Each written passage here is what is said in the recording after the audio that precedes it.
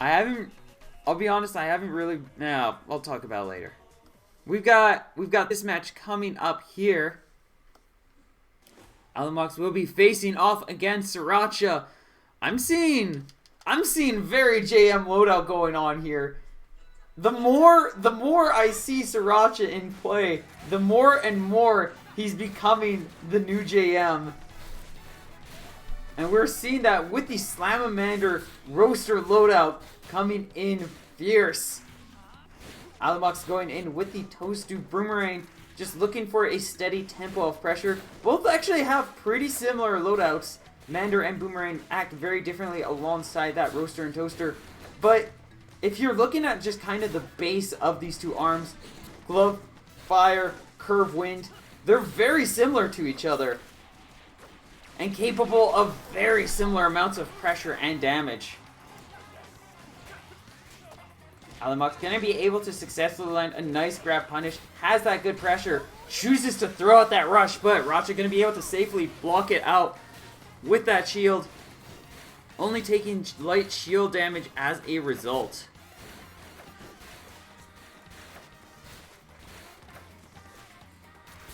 Racha slowly building up another rush. Alamox not too far behind, and especially with this effective pressure and this health lead, she is setting up to be able to potentially get a KO.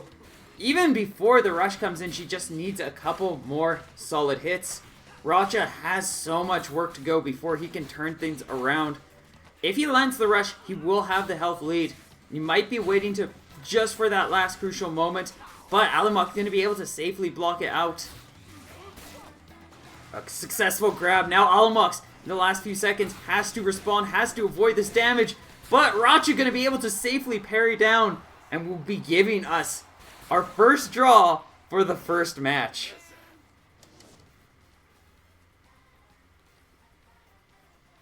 And now the two loadouts going to start looking even more similar as Racha puts that Slamamander away. And now we've got Roaster Rain versus Toaster Rain.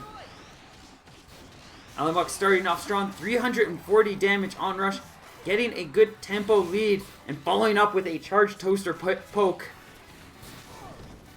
Giving her a lot of time and a lot more space to be able to fight back against this Kid Cobra and just keep control of the field.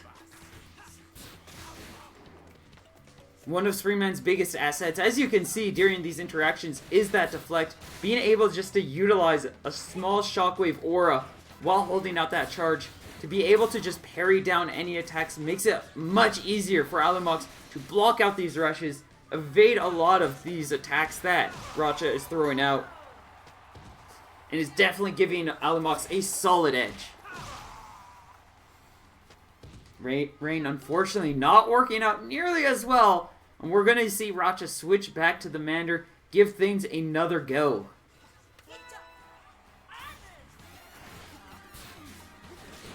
Rush comes out, but Racha going to be able to safely block it. Not even going to have to deal with a shield break. Not yet. Could potentially happen right away, but that arm can recover pretty quickly, especially if there isn't any serious sustained damage going on to it.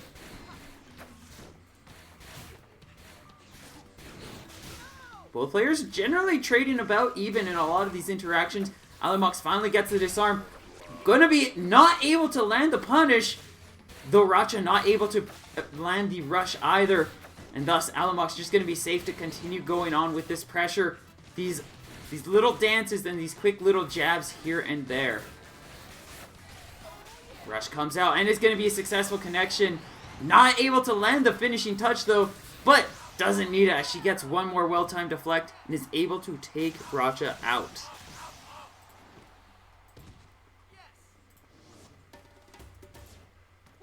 Alamox starting off with a 1-point advantage.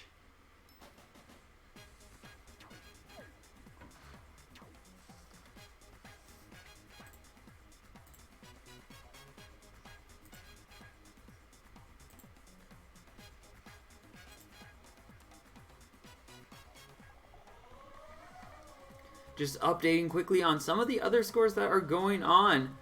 We already have one update, and that one is going to be Piper taking Frozen Fur down 2-0 to move over to the semifinals bracket. Bunny Champ getting a bye will immediately be waiting to face off against the victor of these two. And will be determined, and that match will be to determine who's going to be moving over to the winter finals. As there is no Astro Ninja in this bracket, somebody's going to be getting some good PR points. And that's going to definitely give a good boost to whoever is able to take it.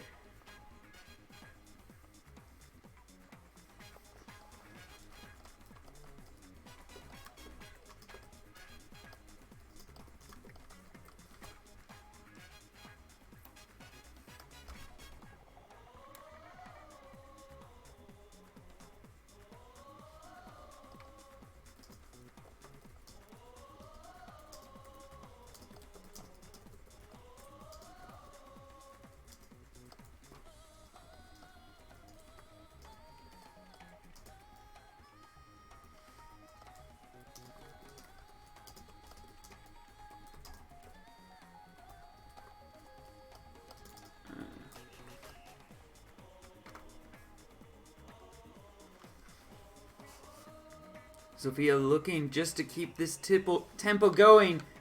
Trying to take another swing at taking Sriracha down. If she's able to do that, it will just be a safe advancement against Bunny Champ.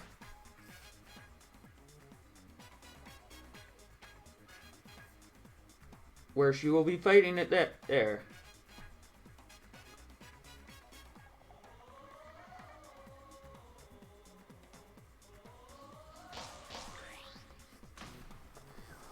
Alright, heading back in, Alamox will be facing off against Sriracha, who has switched over to their Dr. Coil. And again, very similar loadouts, just instead, there's that Popper instead of a Tri-Bolt. I'd actually say the Popper would be a very solid pick for Sriracha here, as it has a little bit easier time playing around that deflect. And especially with Coil's movement, can dance around these gloves pretty effectively. Alamox looking to utilize her double toasters to try to keep up this pressure. Can work pretty effectively against a Dr. Coil, especially one that is not fully experienced in all of her movement options. Gonna quickly throw out that rush. Had a nice opportunity to build it up. Has it all charged. And quickly just knocking Sriracha into critical. Alamox only looking for one more charged hit or a grab to be able to close this round out. Petra's starting to work a little bit more for Sriracha. Just looking for a little bit more damage to be able to start evening this. And the Rush Ready going to be able to quickly and safely connect. 235 damage. Alamox now just a bit above critical health. And Sriracha almost nearly just balancing out before dashing into that double punch and getting knocked down, setting Alamox with a very solid tempo. And now she holds that Rush Ready, just looking to find a quick confirm to get that damage in and set herself up with a very confident lead.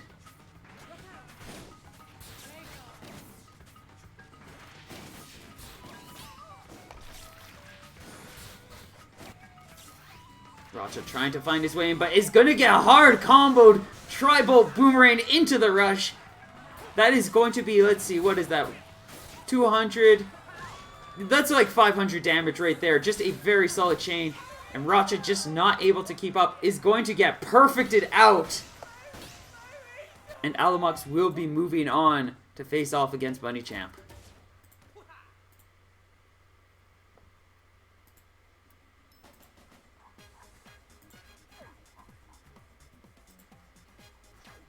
Let's see if there's any other updates on the board. And it looks like not, so we'll just move right in with things and have Bunny Champ face off against Alamox on stream.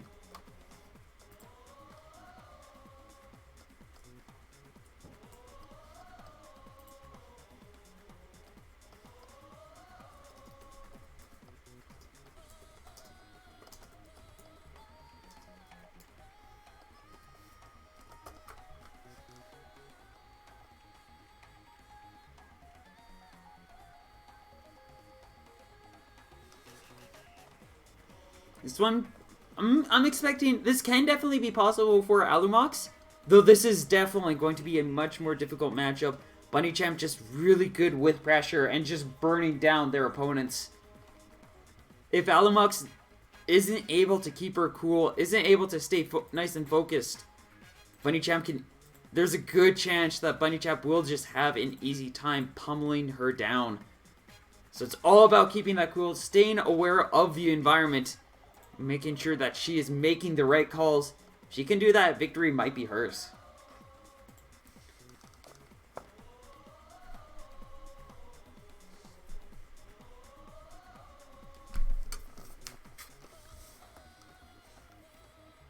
Toaster Sprint Man, well known for being the saltiest loadout in all of the ARM scene.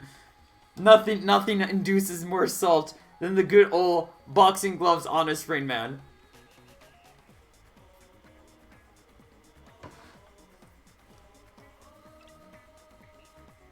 That just reminds me of the scrapyard. Oh, there was a scrapyard so long ago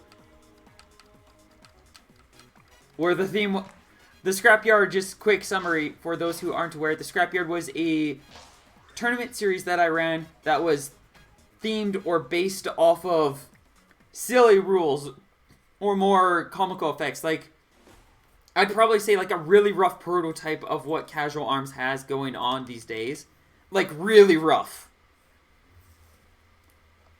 In terms of what they actually are and how they go about things. But that specific one was a salt tournament where you were supposed to play and equip the most salt-inducing loadout you could with the most salt-inducing character you could. And somebody decided to go into this tournament as a default Spring Man with double toaster. And if a prize was to be given out to the most salt-inducing loadout, I think it would have had to go to that Spring Man. Because that was the one that immediately caused the most anger from various individuals. It was kind of hilarious. Heading into this match, Bunny Champ looks like they're going in with the Ninjara right now. Which definitely a very solid pick, a very evasive character setup. But can struggle a little bit against Brass once Brass is able to start getting that corner pressure and going in. So far though, Bunny Champ is currently, as I was saying, like struggling a lot. Has 25% health. Alumox has only lost 25% of their own health. And this is a pretty difficult hill that Bunny Champ's gonna have to climb up. Trying to keep this tempo. Alumox just playing it safe, playing it smart. Again, focusing on utilizing that deflect effectively. Trying to bait things out and just dancing around a lot of these attacks. Both players relatively playing pretty safe, especially since Alumox is primarily looking for chances to buff up. So if she doesn't have that, she's just generally doing like deflect dashes, and it's working out to a T for her as she's able to take that first round.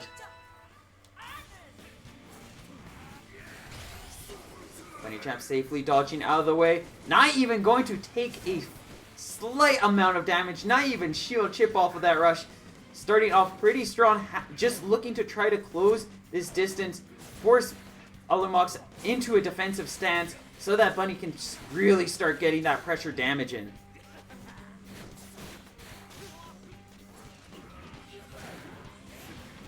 Alumox able to find a chance to buff up, not necessarily going to be able to utilize it too well, but does at the last moment find a chance for a charge knockdown.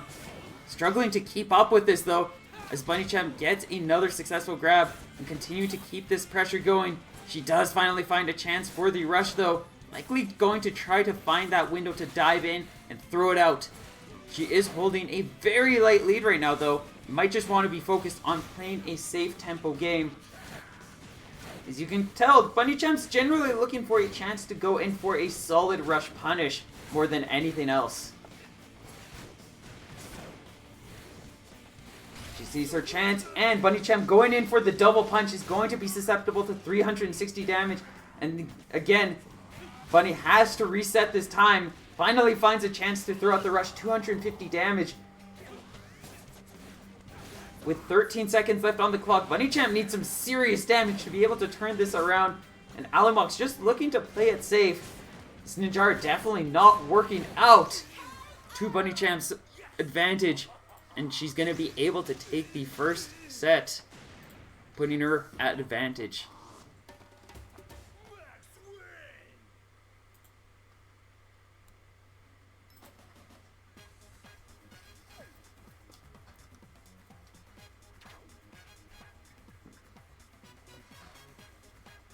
That can be a little difficult of a matchup for Ninjara, especially if you're not very comfortable or well equipped as the Ninjara to play around those arms. There's just very effective pressure and coverage that Max Press generally can go into with. Unless you really have on point your pressure play, being able to poke effectively and punish the moments of hesitation.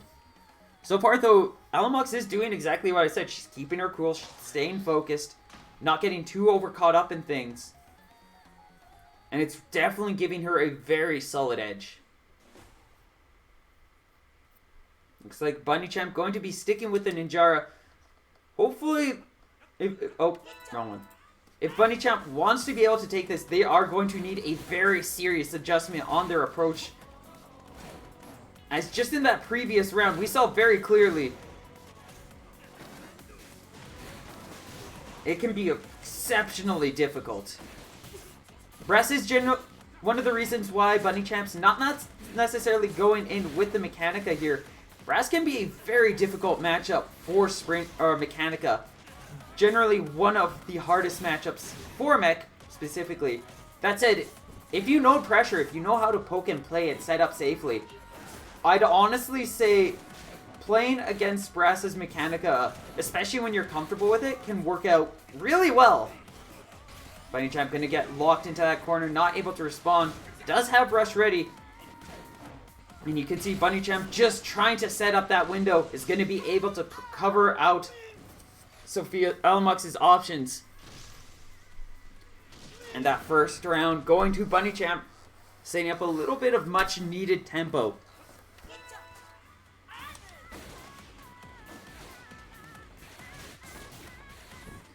This is definitely going to be a little more harder for Bunny Champ to be able to land, especially since they usually play in a much more aggressive style. Especially going in Toaster Tri-Blast though, that means that Bunny Champ really has to be focused on evading all of Alamox's attacks, getting the right pokes and setups in, and punishing those Ram and Nade attacks. Excellent setup, going to be able to take Alamox out of that rush. Bunny Champ starting to find a lot more tempo. Might be able to bring a second win in. Right now, Alamox is just getting a lot of pressure. I'm expecting this rush is probably going to be held in just for this critical moment. This is actually a perfect chance. If they just went for the rush there, that would have been Bunny Champ's round. They're going to go here though instead, and that nade blasts them away, taking away their win condition. Now Bunny Champ has a very difficult hill to climb. Safely dodges out of the way though, knocks Alamox into critical. Bunny Champ just needs that one more poke, but they're not going to get it as Brass overpowers them.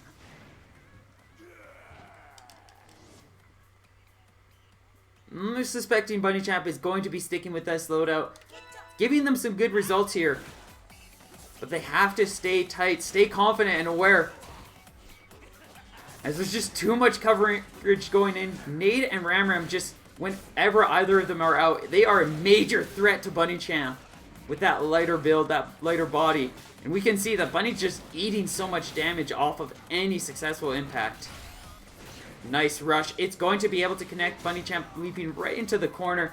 No longer has any options, no opportunities to sneak out of the way. But only taking a light amount of damage. Choosing to throw out that rush, 280 damage. Holding onto the health lead. And is going to be able to knock Alamox into critical condition. If Bunny just manages to find a little bit more damage, a couple of uncharged tip hits would definitely be enough.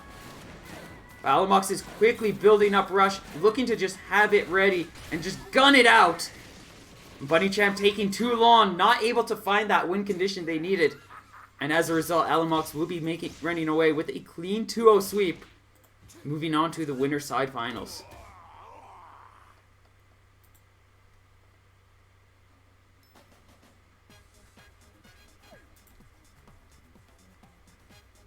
Especially with the way that Alamox was playing Brass, I'd actually go as far as to say that was probably... I would have actually made the argument that Bunny Champ would have been better off sticking with Mechanica there, or trying out a different character like Twintel.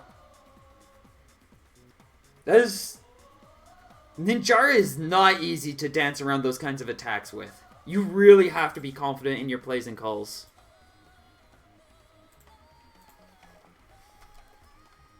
And Alamox was just safe and consistent and very aware of her options. Took as much opportunity as she could to get what she needed.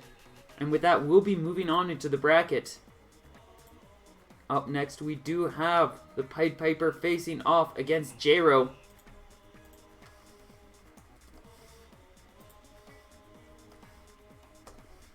And...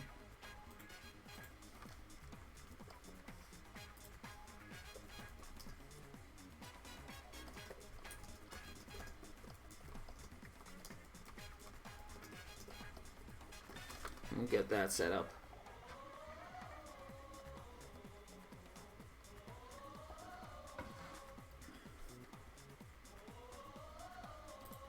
And something that I know she's definitely going to want to be cautious of. She has got her first few wins, so she's probably feeling a lot more confident. But as soon as she loses that confidence, once she loses that tempo, these matches become so much more difficult for her. She starts making some very, very rushed plays. Bunny Champ was not able to push that out, find any way to be able to start turning the edge truly on their side. We'll have to see if Alamox's next opponent might be able to do that. Or if she's going to be able to utilize her power, pressure, and advantage to push herself into grand finals.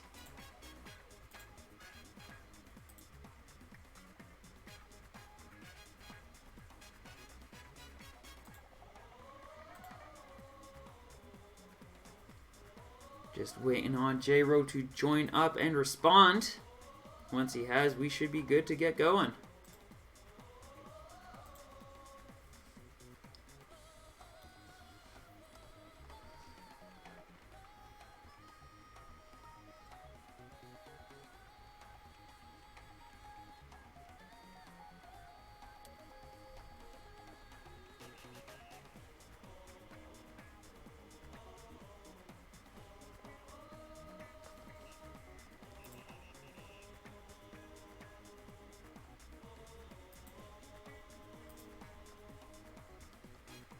Let's see.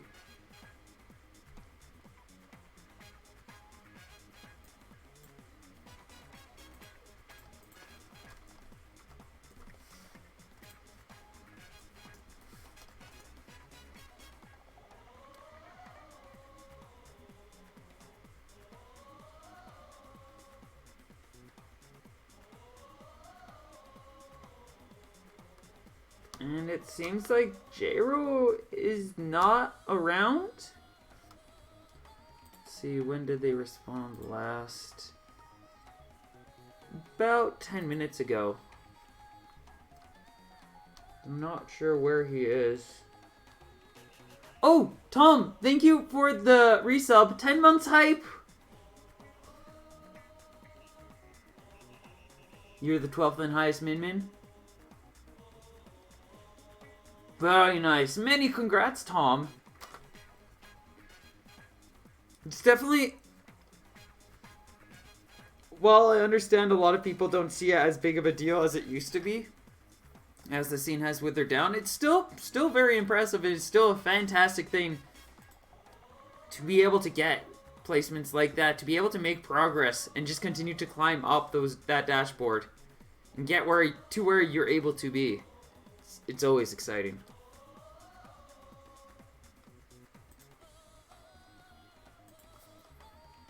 I see.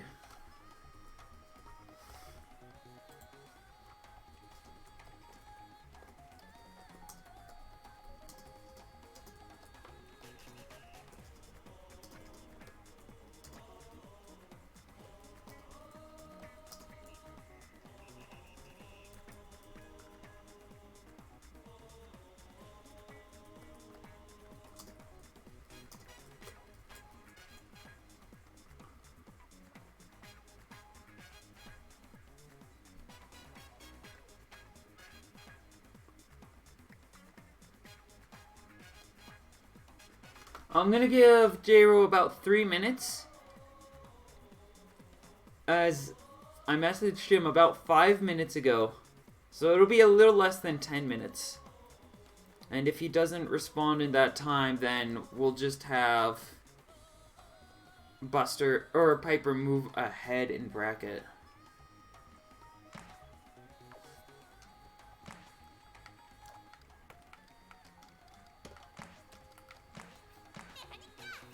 Hello, potatoes and things. Many welcomes.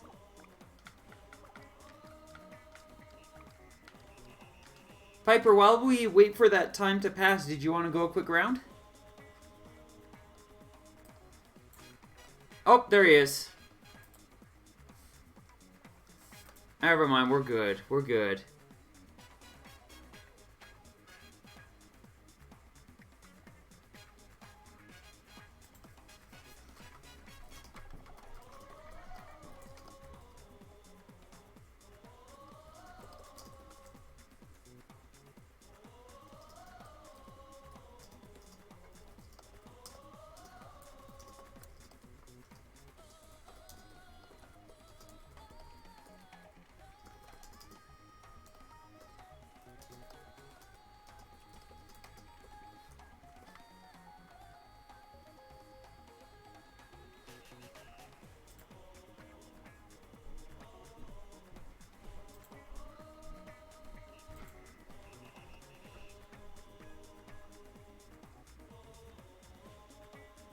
Looks like we are going to be going to sparring ring for this.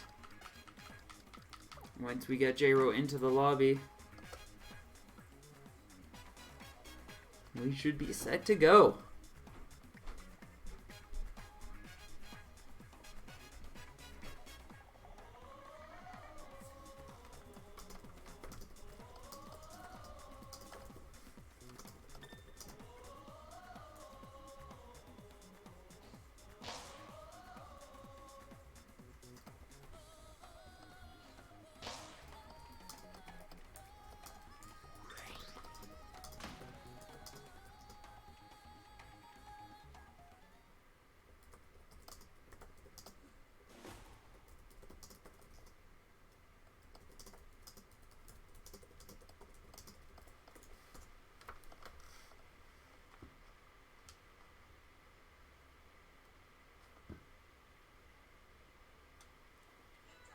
Alright, heading into things. J-Ro going to be going in with the bite and bark, sticking with the revolver boomerang. Piper going in very hard with the wind, just ever looking more to practice and learn those wind confirms. And what two better arms to be able to make that work. The Mander with that high rush damage, and the Popper with very consistent charged knockbacks can lead to some very excellent confirms and windows for damage.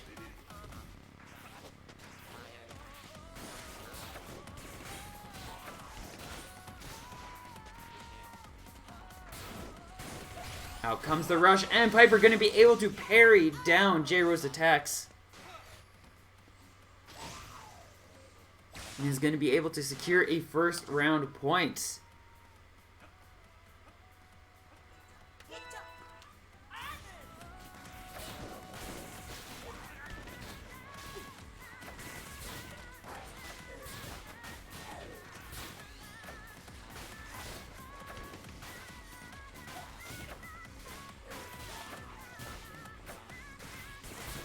Piper just starting with gunning down and burning through all of J-Ro's health with just these light pokes and jabs over and over, constantly stuttering out his movement. And just putting him in a very rough place.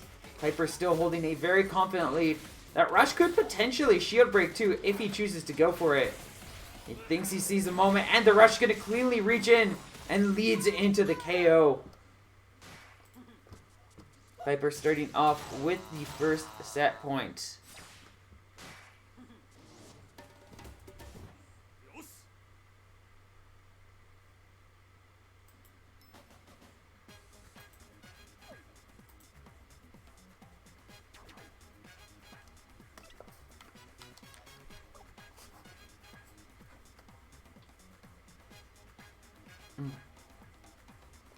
Been making some progress in arms, so your arm set Brass, Cool Rain, Nade, and Cracker. It's a pretty solid loadout. Has some good coverage, is good at pokes. If you're looking for something that can work a little more efficiently, I'd recommend switching the Cracker over for the Popper. And that should also lead into some potential more confirms. You could actually lead into more damage, especially if you're really landing those charged hits. Also means you have more room to be able to get those charge ups as Brass, meaning you get to more consistently play in an advantage state.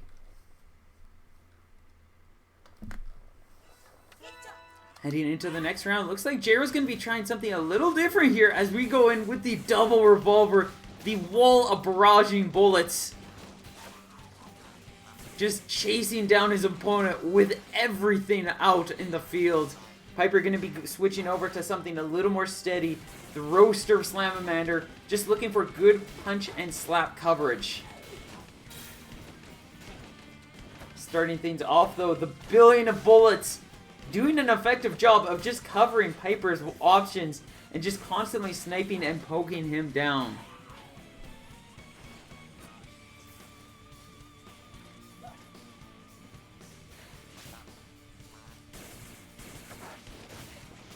Piper's starting to get a little more control on things, lands a couple of solid pokes, starting to get some better tempo, a lot more control. That one confirmed, going to allow Piper just to continue to hold this neutral field until he gets sniped down, and that revolver rush taking 300 points away from Piper. That's going to not be a safe rush. Jairo safely walling it off.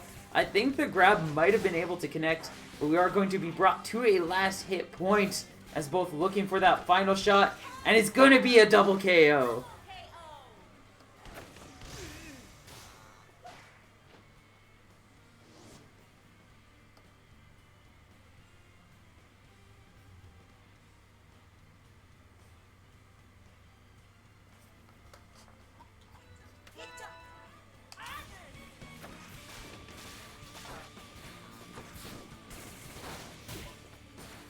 Players starting off with some good pressure, some solid plays right now. Piper starting to take a little bit of pressure though. This coverage is pushing him back every time that charged boomerang hits him. That is just having to play this approach game all over again, as Jairo is just safe to move all the way as far back, have as much range as he can have to be able just to continue to snipe his opponent out. Piper finally finds a chance to dive in for the rush though. 360 damage. And that health difference immediately even up once more. If Jairo can land the rush, that would be the KO. But he's got to make sure he can line up those shots. And Piper just doing everything he can to make sure he is playing safe and smart. Not smart enough though. Takes a small chunk. Jairo not able to follow up with the rain though. That means that Piper's still hanging on, still fighting. Are we going to get another double KO? No, we are not! As instead of the two curve arms trading, it's going to be the Roaster and Revolver. And Piper just barely holding out.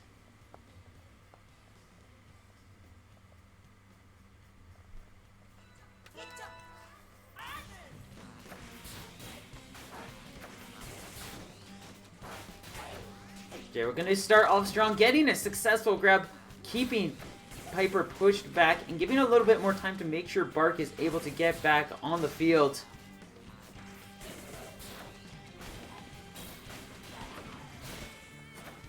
But even then, just slowly losing ground again as Jairo just successfully powering through so many of these attacks, gets another boomerang attack, and just constantly pushing him back. Out comes the rush, and Jairo going to be able to successfully dodge out of the way, only taking some light damage in the exchange, and then finishing off with his full burst of damage.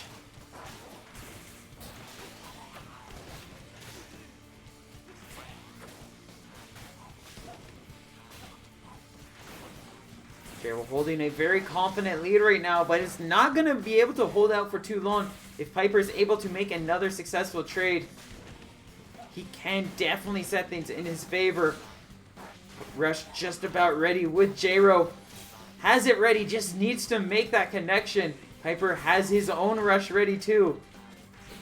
With just a few seconds left on the clock, looks like Piper is just looking to try to play things safe. Play at that long-range game where J-Ro now has to be the advancer.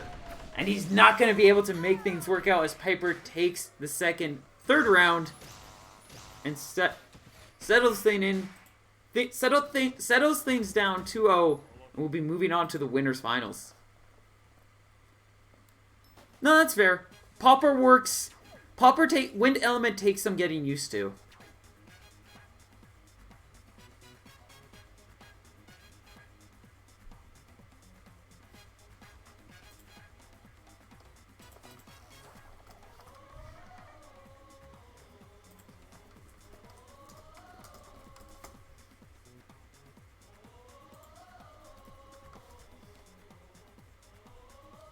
You're gonna give Popper a go? Fair enough. Well, best of luck with that.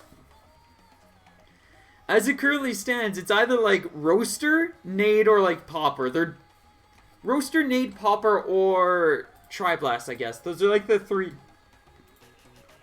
most common arms out there. Everybody's got a light poke arm, and everybody's got a poke arm, and it's either a safe glove or a stupid light arm.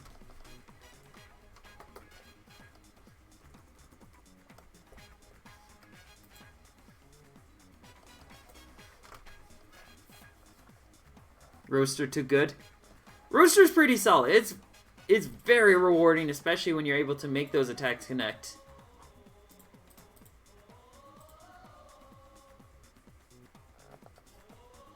No, they have their place in time. Both work out pretty well, whichever way you put it.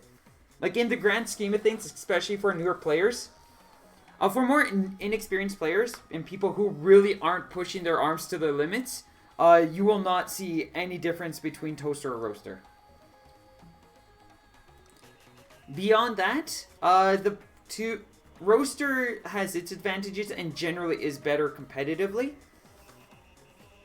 Though if you're really going hard into boxing, Toaster will start to have more control and be more rewarding.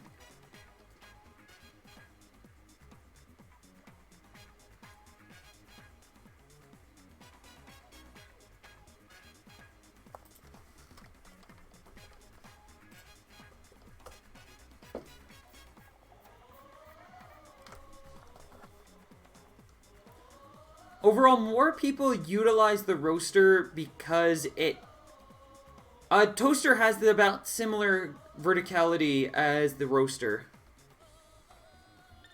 Also, Alamox, I need you to be joining the lobby. You're up. A lot of people prefer the lack of guidance. Full control of aiming just works a lot better. There might be a possibility Roaster has better vertical, but for the most part, they're pretty much the same in terms of that.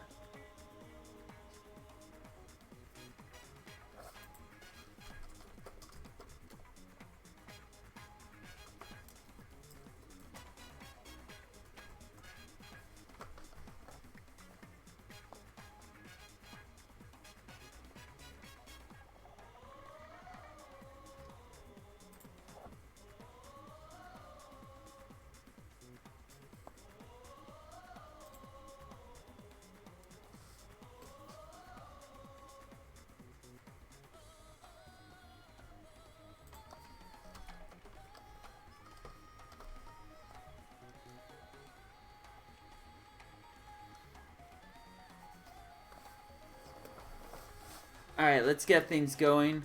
Looks like we've got our stage striking going. And I'm suspecting Mausoleum. And just waiting for Alamox to hop in.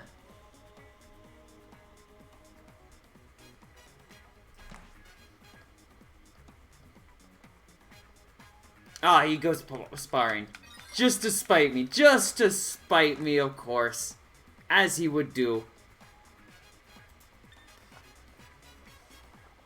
Definitely 100% to spite.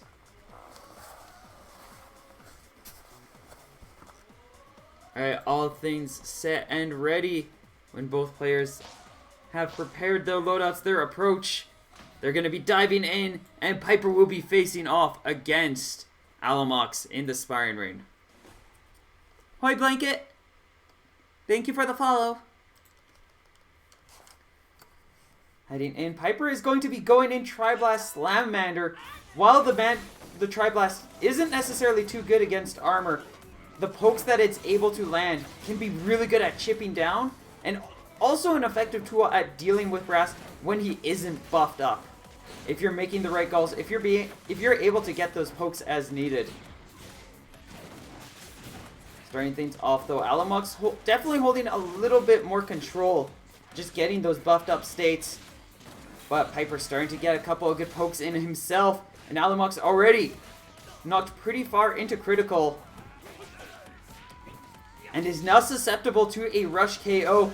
That was a win confirm Piper could have gone for. Wake up rush, going to be able to knock Piper into critical. Thinks he sees the chance. That could be a shield breaker, but just not close enough to be able to fully connect to everything.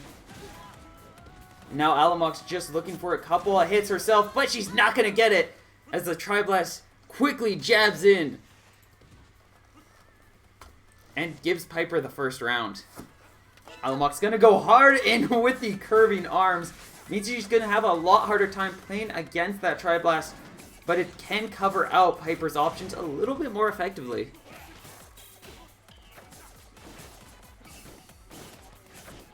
Out comes the rush, and she's just a little too close. Piper quickly covering her out and punishes that rush attempt, setting Piper with just a lot of very confident and healthy lead. Out comes the rush, and Piper going to be able to safely parry everything down.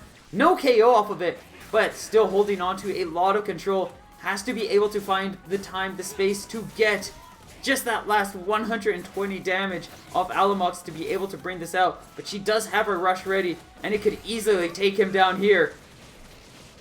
Misses maybe one single hit needed. And because of that, Piper slipping right between the cracks is going to be able to get the KO and sets up with match tempo advantage.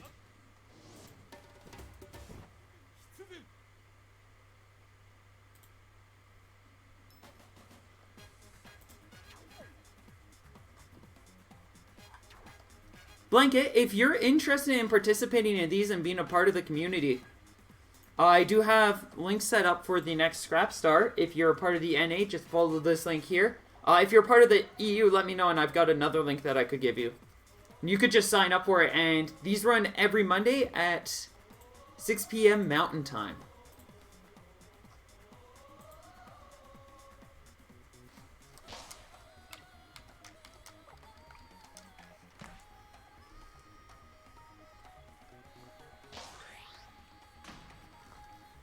Looks like Alamox going to be putting away the Brass, just feeling too much pressure from that Ninjara as Piper was just effectively able to consistently poke and steal away at her health, even when that buff up stage was available, just eating through that armor. Now Alamox going to be going in with the double boomerangs, looking to do what the Ram Rams could not.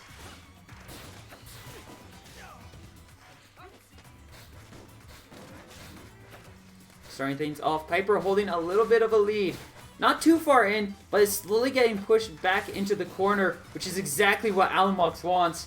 As the further backed in he is, the less room, the less options he has to play around these. A solid rush, though, completely resets that neutral field. And now Alamox has to immediately go back into playing chase. And Piper fully in control of the entire field. He's going to get caught out in the corner, though. And Alamox responds, landing 360 damage.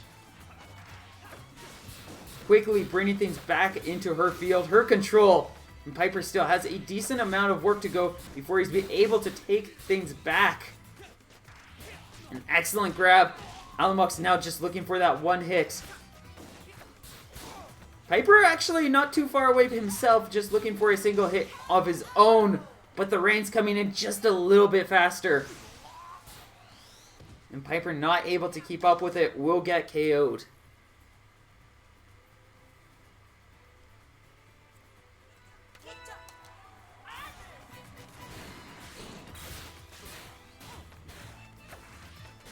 this next round. Piper going to switch over to something a little bit more steady, the glove, so that he can keep up with those two reins, box it down a little bit more effectively. Has to be very cautious of that deflect, though. One of the biggest advantages to any spring character, or any deflect character such as Springman or Brass, is just being able to parry down any arm just holding out that charge. Not going to get too much damage off of that rush, but she's going to be able to safely block out this one, only taking some light damage in exchange.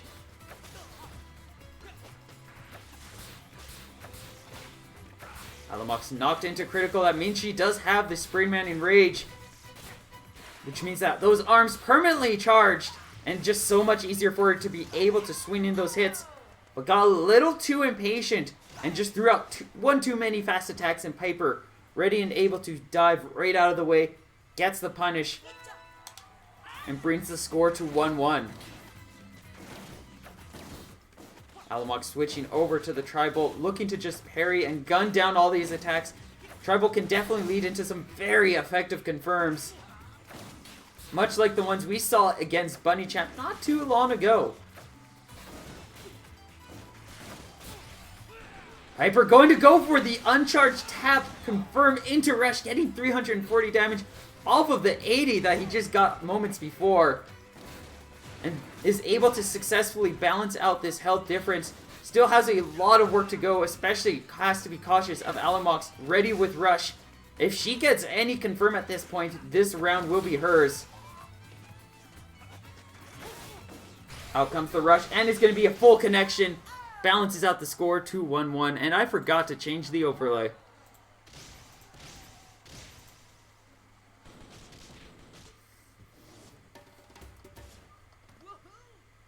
Bam, bam, there we go. I'm just doing the COTE thing again, apparently.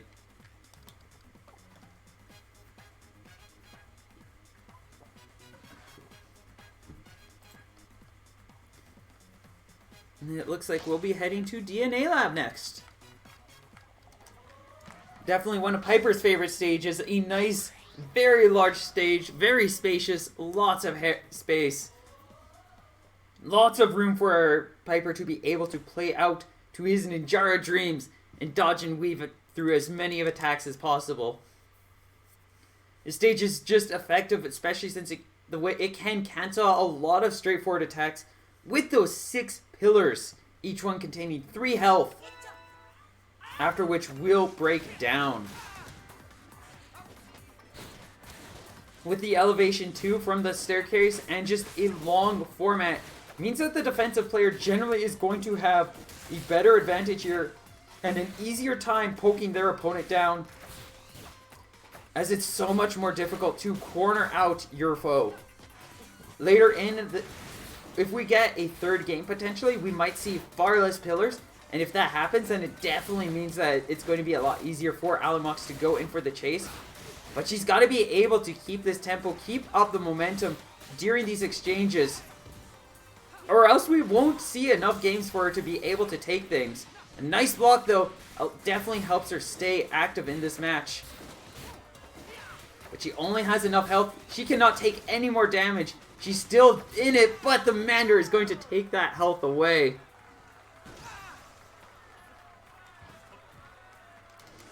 And Piper able to keep himself in the lead. Alamox responding, switching over to double toaster, looking to just straight up outbox everything Piper is throwing out.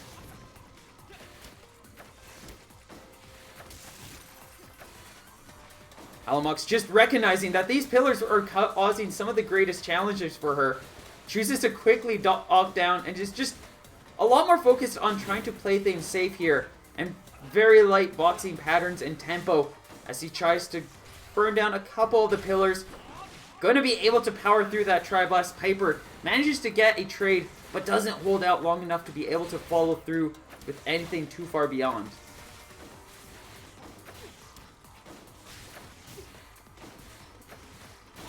Toaster's getting some good damage in, but Piper also getting some effective reads and catches. Now both players, again, vulnerable to rush KOs. Piper is going to be the first to get his charged up. Not able to get the Tri-Blast to connect, as he hesitates just a moment too much. Now Alamoc's ready with a rush of her own. Piper gonna try to hide behind this last pillar, but the rush is ready. And she's gonna she's gonna quickly be trying to charge in for that setup and is gonna be able to make it connect.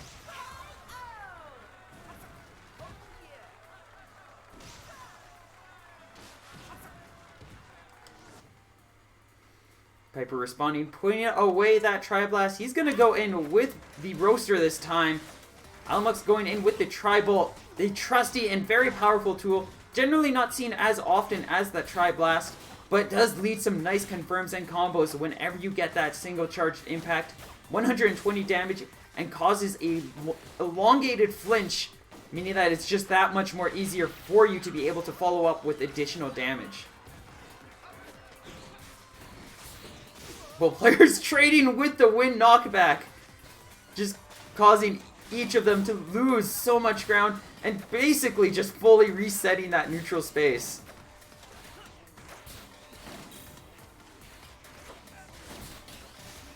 Alamoc's able to get a solid confirm. Some nice damage, looking for that rush punish.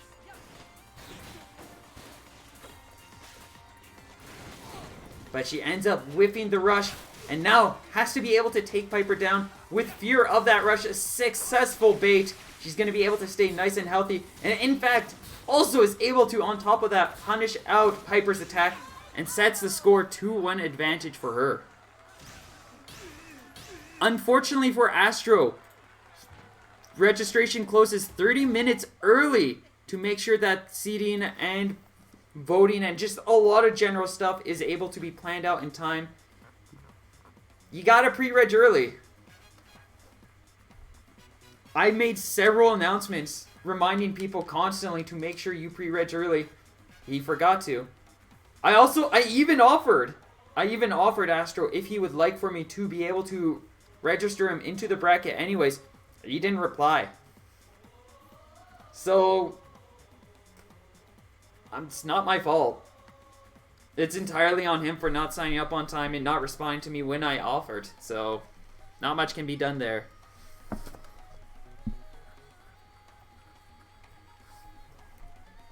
Looks like we're going to be heading to Temple Grounds next. That long stage, the tubes, just not enough for Piper. Alamoc's now set at good tempo. That's what I tell him, and it looks like he's done it this time. That's what I tell people to do. Nobody does that for some reason.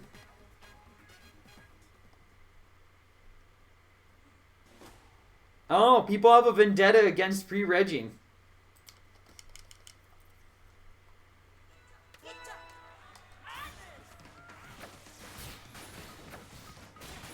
Heading into this next round, Alamoc set with some good tempo, has a very solid lead.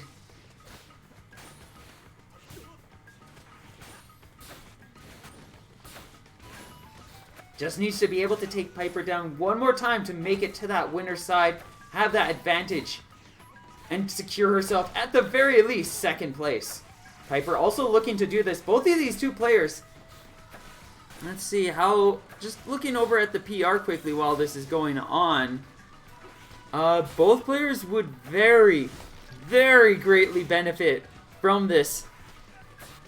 If Piper does this, if Piper wins, it basically confirms him a safe spot in the top 8 of the NA Online series. If Alamox does this, I wouldn't necessarily say it's confirmed, but she would be in a very comfortable and confident position. So this is an important match. Whoever takes this will have a lot of control and will very likely be able to make it very safely into the next NA Online Invitational.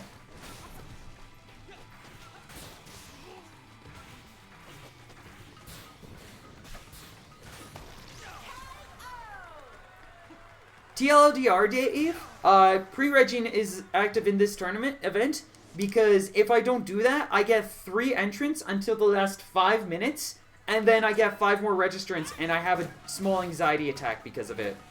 Because people just, because it goes immediately from I can't run this event to there's a lot of people now in the event. And you can make the argument of, oh look, it's euphoric, it's like so exciting, now we can run the event. It gets really tiring when that's every Scrapstar. Like, I'm gonna be honest, if I kept doing it the other way, I would just stop, because it's just exhausting.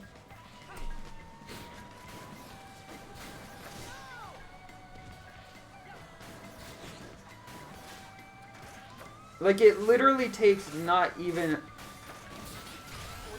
It takes so little effort just to pre-reg. Just do the checkmark things.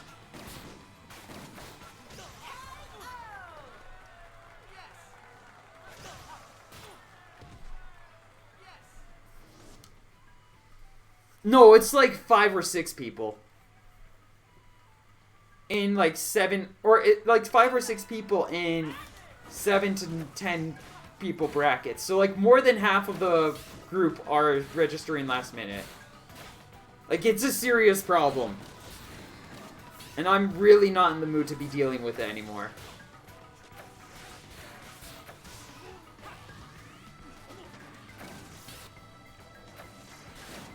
Piper gonna go in for the rush. A solid connection. Able to get some good damage. 230. Not enough to be able to secure the lead here. Alamox just looking to close it out at this point. Has the rush ready. Could continue to develop this lead even more. Piper going to be able to safely dodge, only for so long, taking 225 after Alamox able to safely reorientate her course. And gets the punishing blow. Piper just keeping up this tempo, these 1-2 hits. Has to be careful though. Any charged triple would be the KO. And Alamox is in rage. Piper tunneled in on that rush. Is not going to be able to make the connection. Does need just a couple more hits, though. But he's going to leave himself nice and open to the tri-bolt. And with that, Alamox secures herself Grand Finals advantage space. And at the very least, 2nd place in this Scrapstar.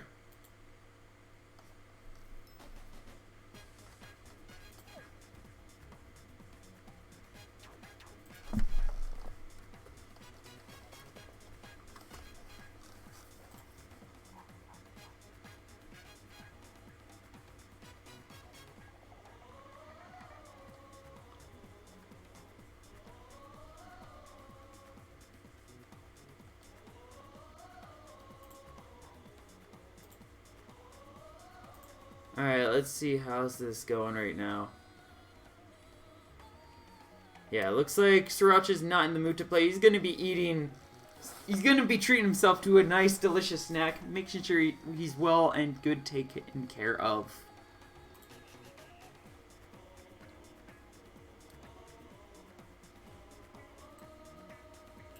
That means we could probably get J-Ro and... Let's see.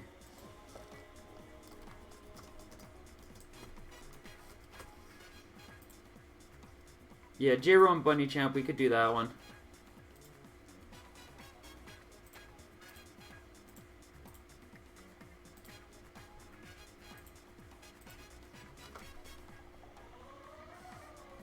As Racha just not feeling it anymore. He's going to be slipping out and taking a quick little chill.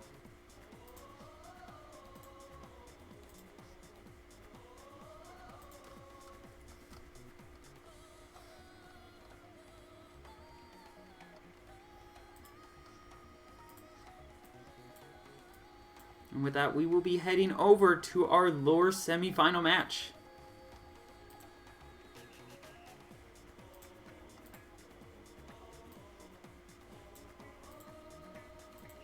Just waiting to see who's going to be the first to enter this room, and that should help. I can just do it like in advance, I guess.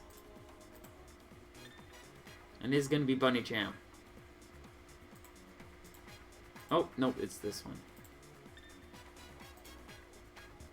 There. Perfect.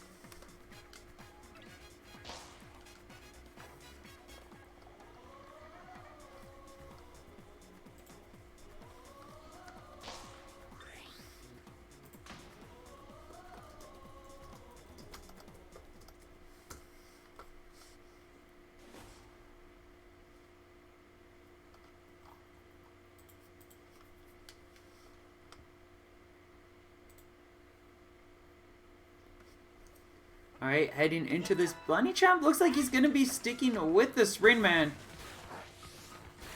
Definitely looking to try to make a different character work better for them. We'll have to see how how this really works out for them, though. As it currently stands, definitely still a lot of learning and warming up to really make this Ninjara sing. So far, though, holding some damage on Jero. Jero, though, holding a light lead and just making sure to play things safe. Gets an excellent punish on Bunny Champ as they go for the grab as Bark goes and punches them down. Bark being the goodest boy, doing the goodest boy work. Bunny Champ currently suffering from some pretty heavy pressure right now. Is just above critical. A rush could definitely KO here. And Jero just continuing to apply just even pressure, solid spacing, and just making sure that he has as much space as he can to be able to take this round. Bunny Champ just struggling to find a way in. As every time they get too close, Jero just able to punish with that boomerang. And Jero has a heart attack.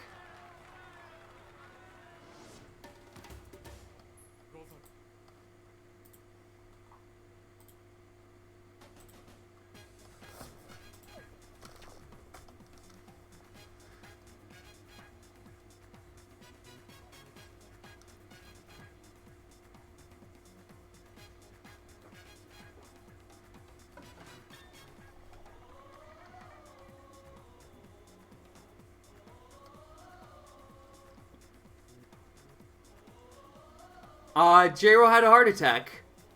You know, general stress of competing. Too intense. Falls apart. Robot glitches. They happen. You remember that...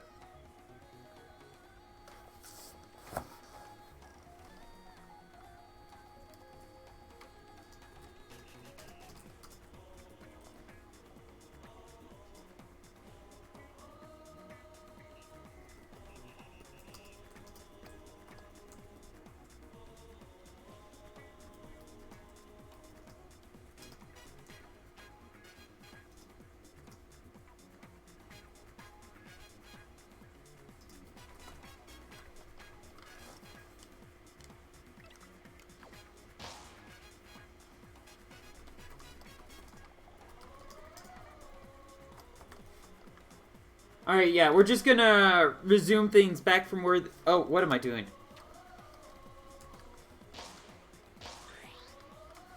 So we're gonna just resume things back from where they were. That means that Bunny Champ's gonna be building up Rush. We're gonna destroy all the pillars, then Jero takes a round.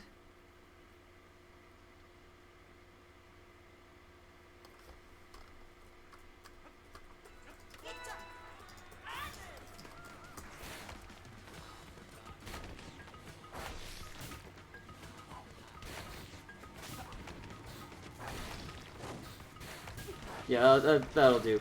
I'm pretty sure it was the other one that was still standing, but that's fine.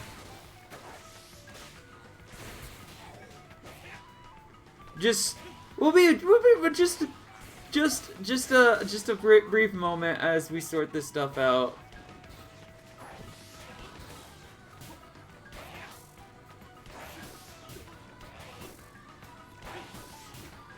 Both building up Rush. Alright, we need Jero to burn Rush. And there goes the last pillar.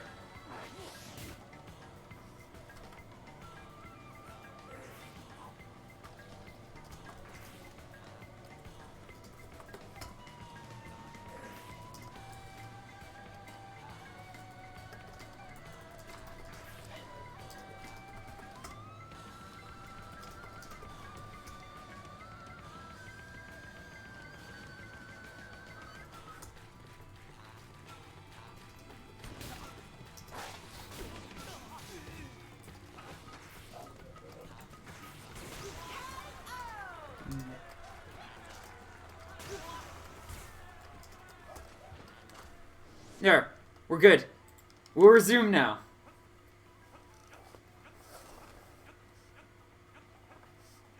Alright. So there was technically supposed to be at least one pillar standing. It did get destroyed because of that grab. So in exchange, we're going to have J-Ro keep his rush. Which I guess is going to be balanced out because now he has to deal without any pillars. But he's got rush as a new defensive option. Starting things off, Bunny going in with just the tempo boxing 1-2s. And he's just steadily covering down J-Ro's options and slowly burning away at that health.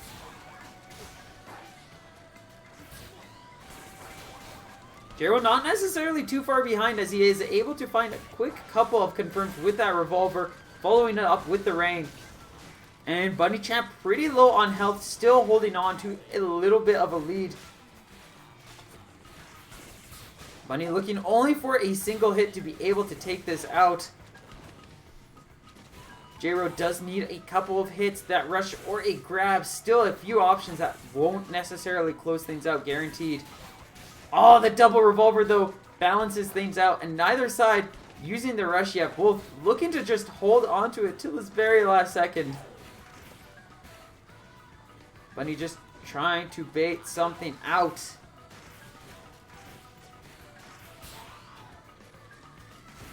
Out comes J-Ro's rush. Bunny gonna safely dodge out of the way and just chooses to go for the rush. Lands that KO and brings the score to 1-1.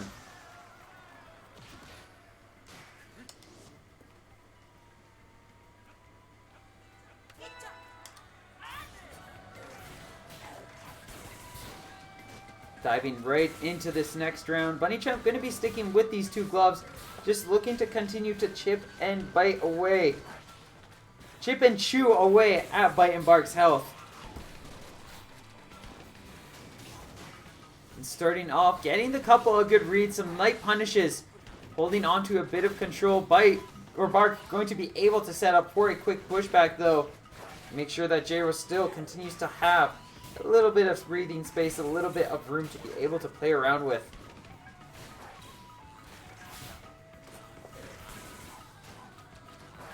Bunny just doing their best to be the Bark pacifist, not punching down Bark, just looking to focus down that bite. Because everybody is sad when Bark is down. Everybody. J-Ro trying to find some kind of opportunity to start turning tempo back to his side. But Bunny Champ still above 50% health, has a lot of room to work with. J-Ro can only get hit by a single uncharged toaster. And that's about it. Sees the moment, goes for the rush, and Bunny gonna safely dodge out of the way. Thinks they saw a moment for rush, but ends up getting caught out by the revolver regardless. And there's that one last hit. Bunny Champ able to follow up, and with it, takes this first set, putting himself at match advantage. I did that again.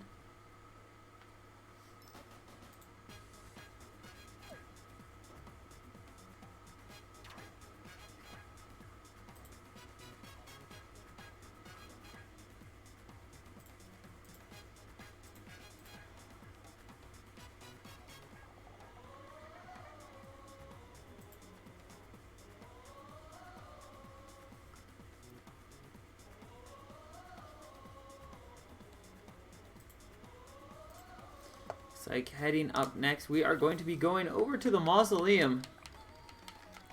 Much more well-rounded stage. J-Ro doesn't necessarily have to worry as much about getting cornered here. That also said, he doesn't necessarily have as much breathing room as he might have in other stages.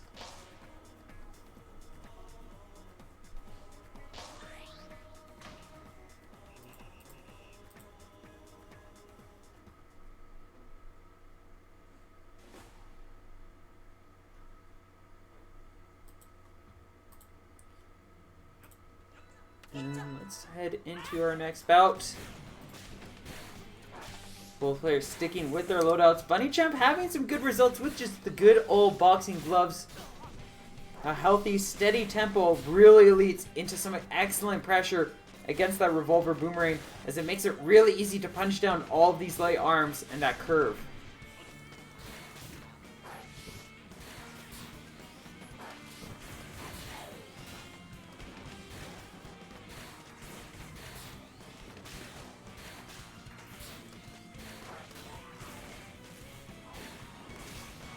Bunny Champ just keeping up this steady tempo, this solid pacing, just looking to try to keep things safe, keep things under control, not lose too much ground to these attacks. But once again, whenever Bunny Champ tries to get too close in, if they're not properly prepared, if they're not approaching right, the revolver and reins will just quickly push them back to that far range, and they have to start playing this spacing game all over again. J-Roll holding out pretty strong, has a light lead, but now Bunny Champ is finally starting to close in that distance. Just needs to get a charged toaster to connect. Any rush could easily lead into the KO. That'll definitely be enough. And now Bunny Champ just looking to be able to close things out here. Would be able to take the round. Timer is ticking low. Bunny Champ has to make a call now. And gets their hand forced. But ends up making the wrong call as a result. And J-Roll going to be able to outrush the rusher. And takes the first round, setting himself up with advantage.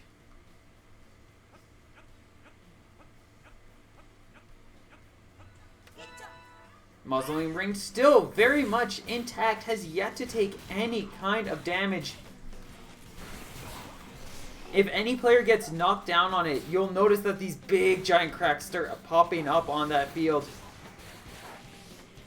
And if that center ring gets knocked down a second time, that will lead into that center platform breaking open and revealing a trampoline.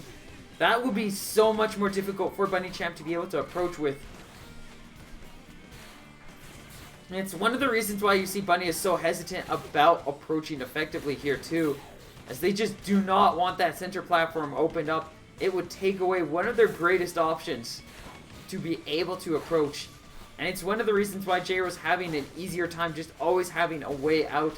A way to be able to safely sneak out of the way of these attacks. And is just managing to hold on to a very confident lead because of.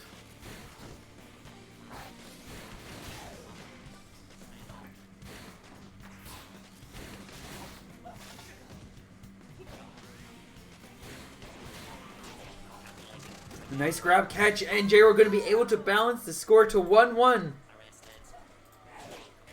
Meaning that whoever is able to take this next set will be moving on to face off against Mr. Pied Piper.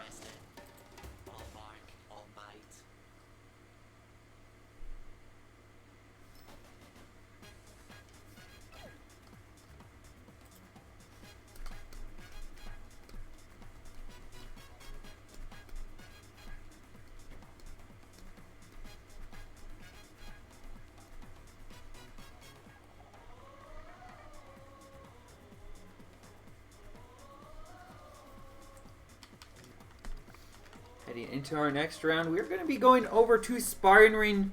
Means that it's going to be a lot easier for Bunny Champ to go on the chase. Doesn't have to worry about that center platform breaking open. I honestly, personally forget about that center trampoline fairly often during my matches. I'm just a little too aggressive on Mausoleum sometimes. That also said, it's a play Mechanica. Mechanica's a big bully. And it's hard to be able to just, like, reliably knock Mechanica down sometimes. And then the cases where I'm worried about getting knocked down are usually matchups where I'm keeping my distance anyways, so I want it knocked down anyways, because I'm trying to play the safe game.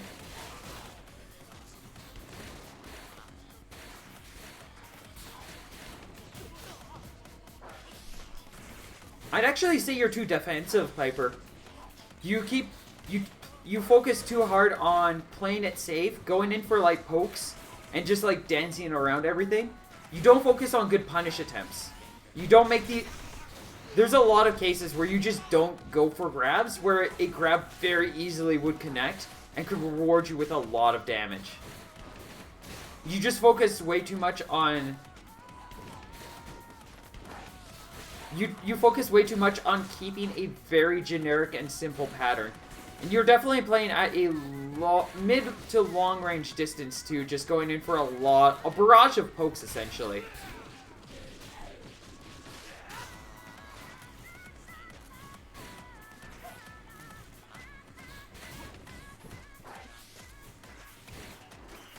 J-Ro currently just barely behind. If they're able to get any damage, that will put them in the lead now. Just looking for that one final hit. Bunny Champ has to be able to close in this distance, get a charged toaster to connect, but the double punch is going to be an open target for J-Ro to jump above and pummels down with the revolver rain.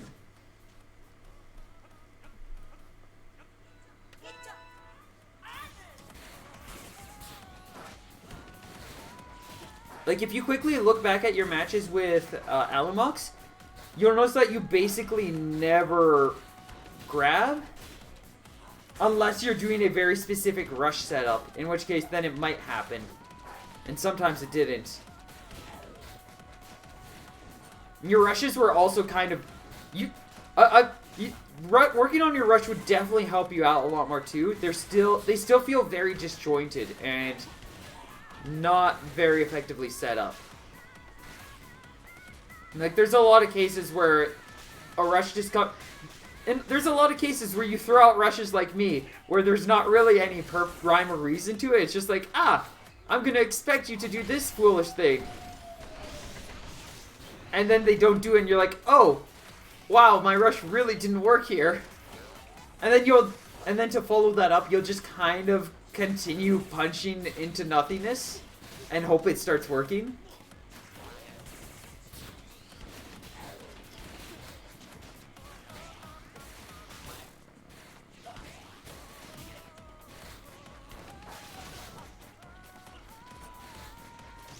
And with that, J-Ro going to be able to close things out in the sparring ring.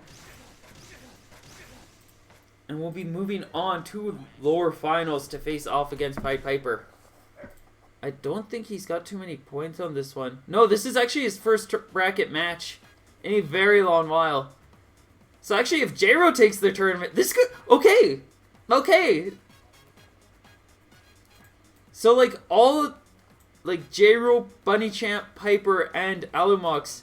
Well, actually, no, not Bunny Champ. Bunny Champ's already in a comfortable place. This is an unfortunate lose for Bunny Champ, because I'm pretty sure they were really hoping to be able to take this one. Why am I still doing that? Because if they were able to take this, this probably would have been one of their best shots at winning. Or they would like to believe so, as would I. But now our top three are players who all really, really want this win.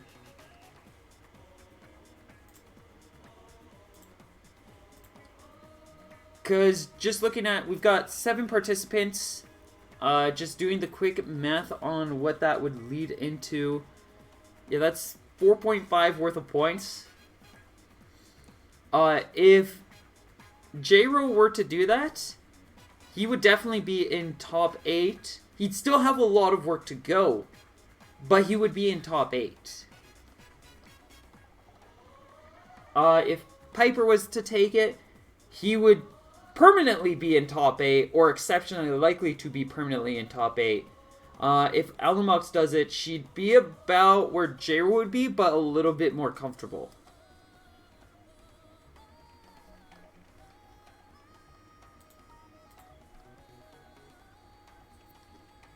Like, out of all players, this is probably would help Piper out most, where the other two, it would benefit them greatly, but it'd benefit them greatly, but yeah. I think this is definitely the one that Piper really wants to take. That said, if he gets a couple of steady good placements from other events, that would also secure that position.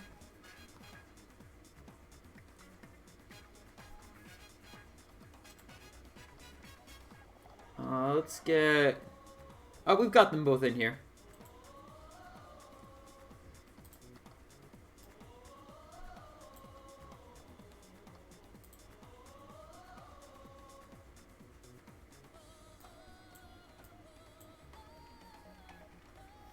I think Bunny Champ has a solid Ninjara, but there's a... If Bunny Champ really wants to start making that Ninjara work, I feel like there's a lot more practice that needs to go into them to be able to start getting the results that we see out of their Twin Tower, that we see out of the Mechanica. that we even see out of their spring. Because, yeah, Ninjar has really good base tempo speed. But if you don't know how to work with his incredibly short charge window, and if you don't really know how to utilize the shield or dashes effectively, you're going to end up falling prey to a lot of pressure and attacks.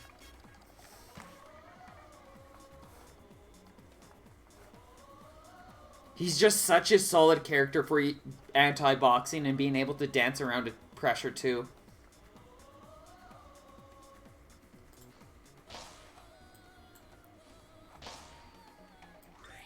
So yeah, all three of our top three definitely really wanting to be able to get some sweet points off of this.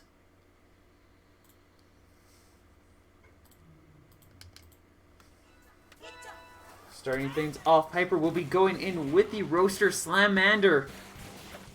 Jay, we're going to be going in with the Revolver and Boomerang. Starting things off, Piper getting some good pressure, holding out that light lead with some top damage. But Jay, we're going to be able to push his way back out. And forces this neutral exchange once again. Piper having to continue to go in for the chase and try to find that sweet spot in positioning. First knockdown on that center platform. That Mausoleum only needs one more knockdown for that space. And immediately, unlike every other match we've seen, this trampoline is now out instantly. And both players will have to dance around it and respect its range.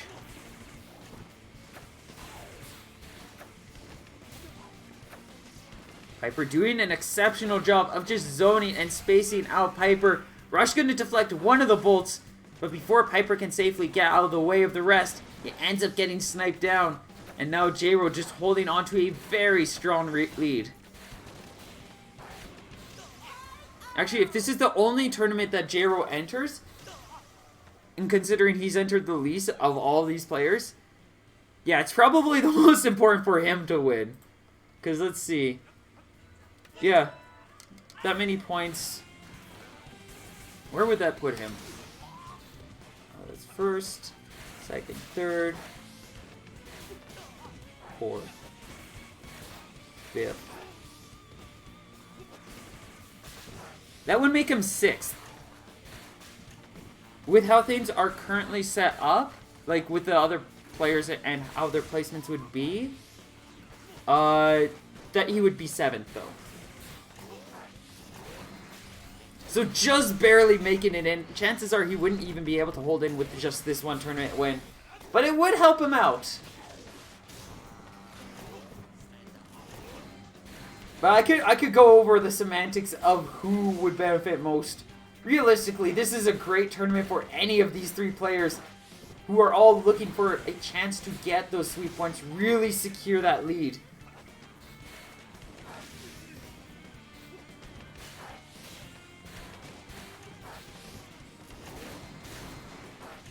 Piper just looking to try to just make sure he does not get caught a single time more. Or if he does, by that boomerang, Joe's going to be able to take the first set point and will be set with advantage.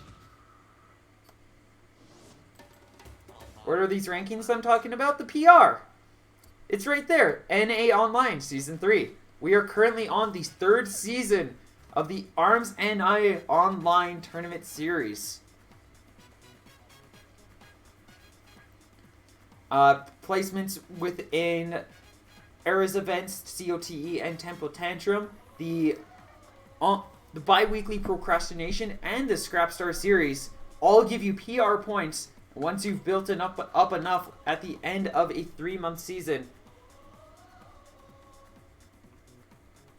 I count everything. I count up all the tournament points, all the results, and we get ourselves a top 8 who will be invited to an invitational tournament, of which the top players will earn money based on whatever we end up crowdfunding from the community.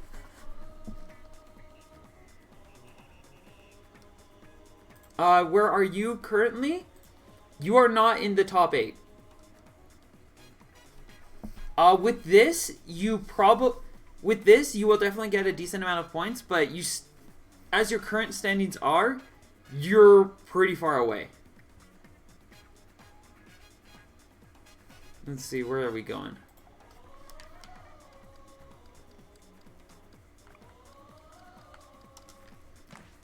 As it generally requires like top 3 placement, depending on this, if it's a big enough tournament, top 4 placement. But you generally need to be able to place well enough in those places. And you get more points if you place first. So,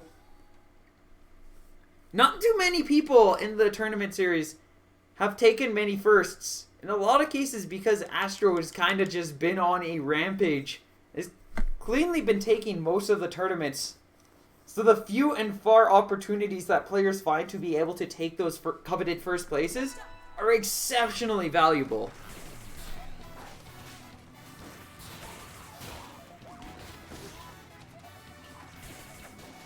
And just a reminder for anybody who might be interested, we do have ad space during these tournaments. Or if you'd like just to help support the prize pool for the ARMS NA Online, there's the Matcherino link. That money will be doled out to our top players of the season.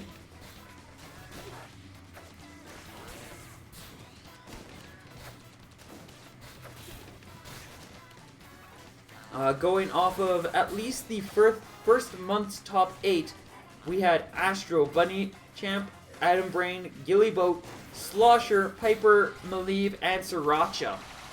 Though at this current time, the top 8 is definitely very different. You'll be figuring out who exactly is in those positions once this month ends.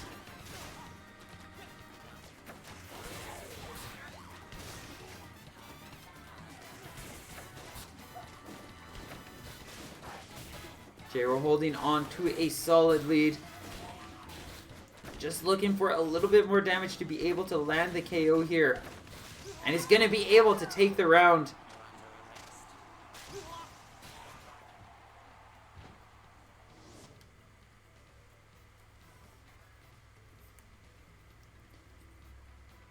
If J was able to take this, that would be a very comfortable place going into the next bout. As he would only need to be able to win one more set to be able to get a clean 3-0 against Piper and to advance. Piper would then have to do a full reverse 3-0 sweep. Definitely does not want to have that happen, so it's very important for Piper to be able to take this round here. So far, the Revolver Boomerang just continuing to prove to be too much of a challenge. And as he tries to box it down with these Tri-Blast bolts, ends up just getting outboxed.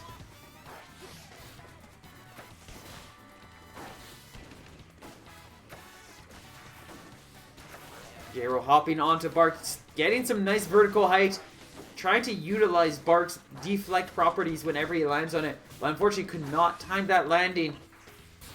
And as a result, Piper gets the confirm, and he's going to be able to follow up with a blast for confirm. Piper!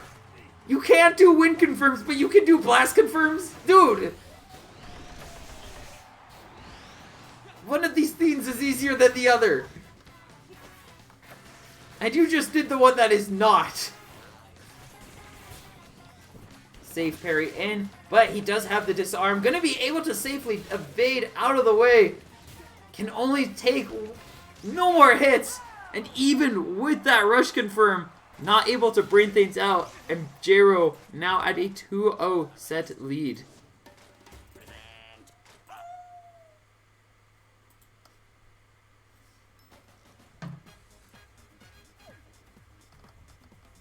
I swear this man, he can't do win confirms, but he'll be able to confirm off of a Tri-Blast.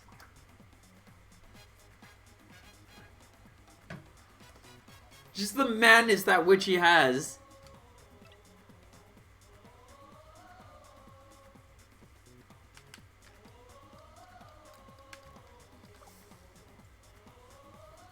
This is it. This is Piper's. This could be Piper's last chance to be able to turn things around.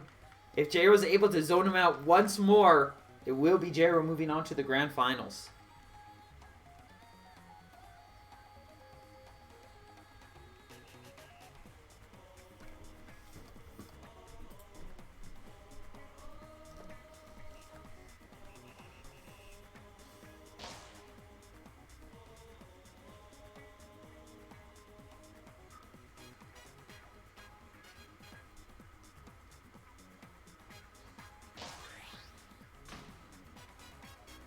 Oh god. Sorry.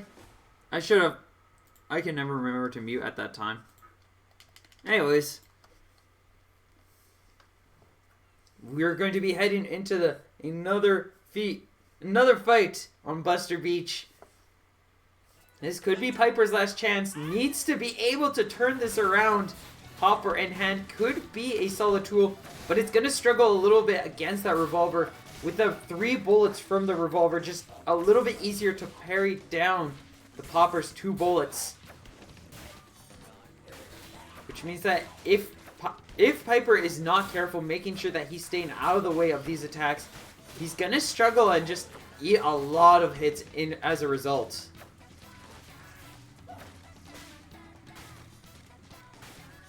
Just having a little bit of witchcraft going on.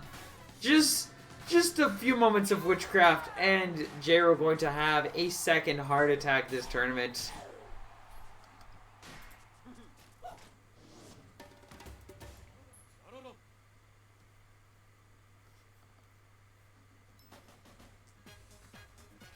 And just one moment as we clear out what should happen here.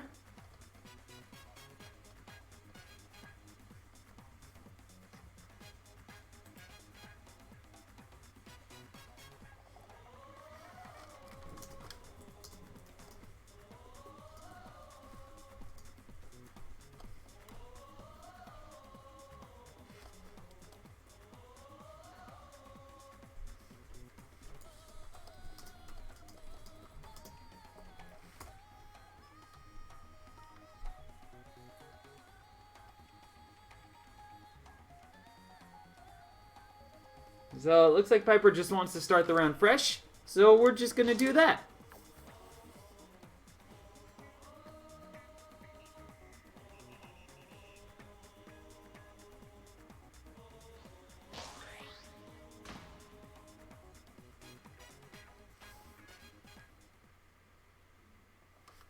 Alright, we're going to dive back in and give this one more go. Piper going to be switching over to the bub this time. Has had, while that round arguably did not happen, he still got a little bit of matchup experience and interaction, got a few notes there, and it's going to switch over to the bub as a result. It's going to definitely be a lot more effective at boxing down that revolver. Especially if he can get his arms charged up. Starting things off, Jero holding on to a solid lead again. Piper struggling to find his way in. Not able to create these good opportunities to get that pressure rolling. Out comes the rush, and Piper gonna dive right into it, expending his rush alongside, thinking that he had a clean moment, and that rain just sweeping underneath him.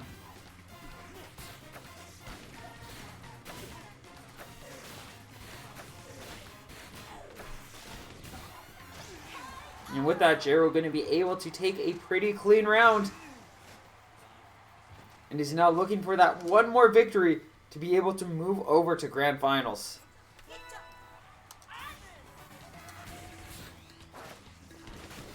Piper going to try out that boomerang one more time, looking to hopefully have things turn around in his favor. So far, things are working out pretty well, though, as he's got Jero locked back against that wall into that corner. And now Popper just taking chunks of his health away at a time. Gets caught up, 160 damage on the rush. And ends up getting caught, catching Jero with the grab, just balancing out that rush damage in the end. Now has to get back into that chase, trying to catch Jero in the motion. Thinks he's got a chance, but the uncharged confirm not going to be close enough to be able to follow up.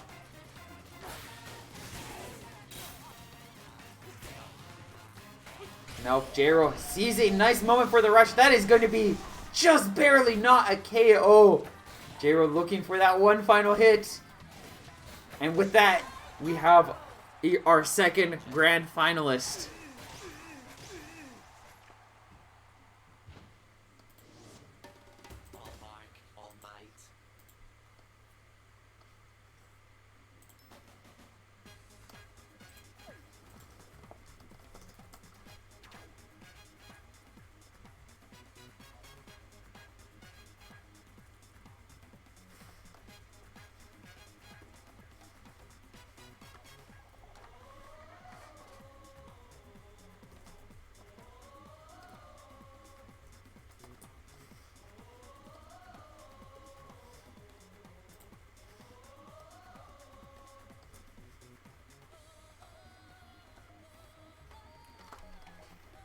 And with that, we will be heading over to the grand finals.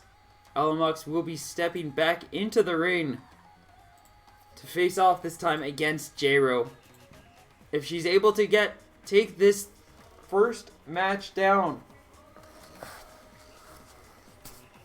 she will be able to take the tournament and will be collecting them sweet, sweet, sweet, sweet points.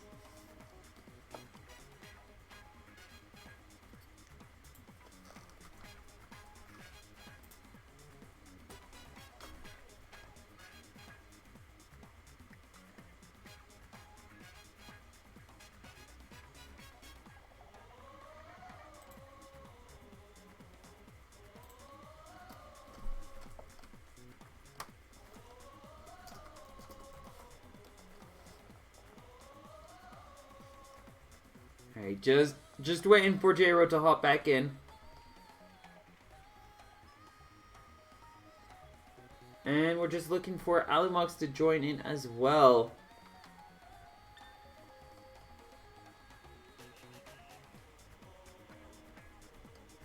There he is. Now, I do believe J-Ro does have the first band pick. Let's see, did they put in the score for that one?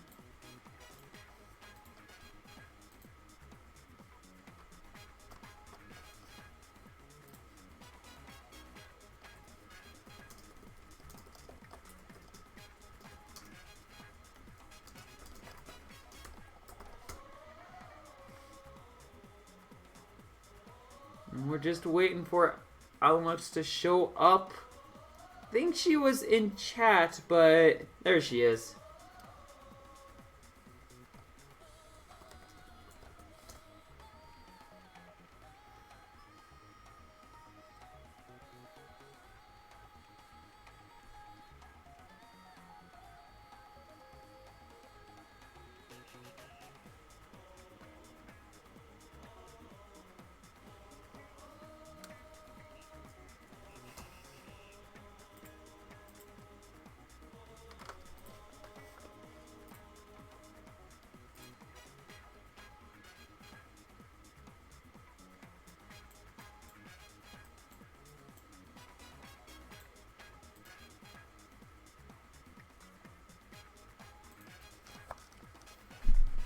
Alright, got the band process started. But Alamox has seen a lot of these matchups. I figured at this point she might have a good idea on what she's looking for to be able to try to counter out J-Ro. But we'll really have to see if she's able to make the approach work, or if this wall is just going to zone her out entirely and allow J-Ro to take the tournament.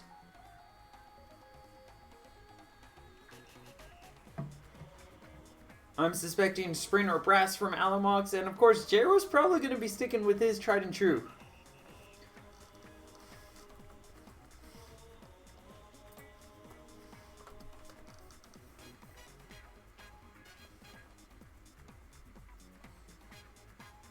Just waiting for the bans from Alamox. Once she's helped make these calls, we can get our stage. We've got Mausoleum as our first band. I'm just going to take a wild guess and say she's probably going to ban the long range stages, which means we've got Buster or Sparring. We're probably going to be seeing Buster Beach as our first match.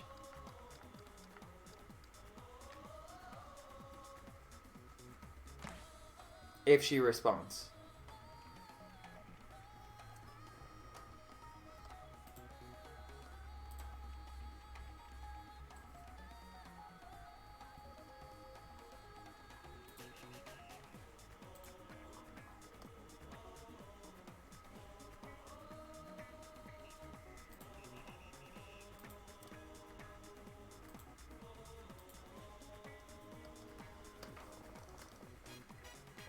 Hopefully those watching are enjoying themselves. Don't forget, if you're interested in participating on the ARMS NA Online, any of the events, there are various links that pop up on the advertisement side, top right corner. You can see links to things such as Network Ara, which runs weekly events on Sundays for the NA community, as well as the bi-weekly Procrastination, which I think I actually don't have the advert in yet, which I should do now. I could actually do that right now.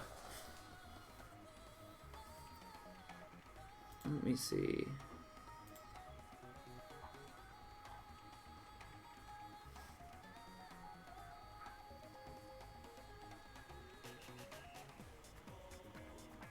There she is, I think. There she is, yeah.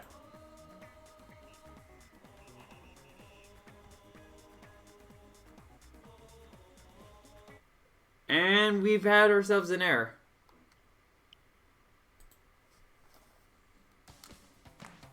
Let's make a new lobby.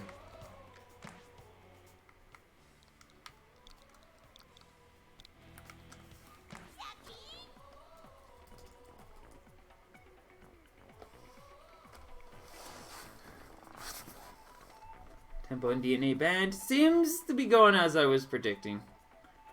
Where's the...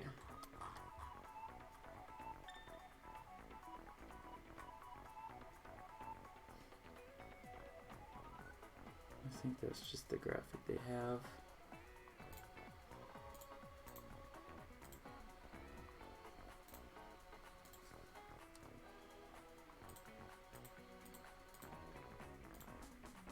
Yeah, we're going Buster.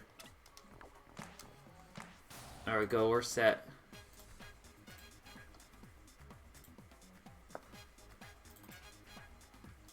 No, this one. That.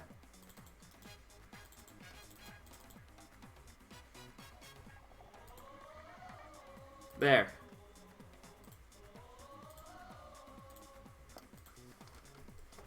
There we are.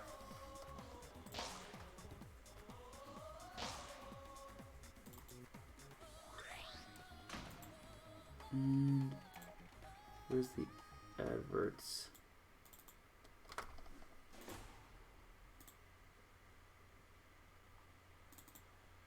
There we go. You'll see it in a bit. Alimok's going to be going in with the Max Brass, the Max Champ. J-Ro looking to continue working with this revolver, this boomerang, and is just looking to batter down this brass. Starting things off. J-Ro going to be able to start off with a strong lead, getting some pretty effective and strong pokes.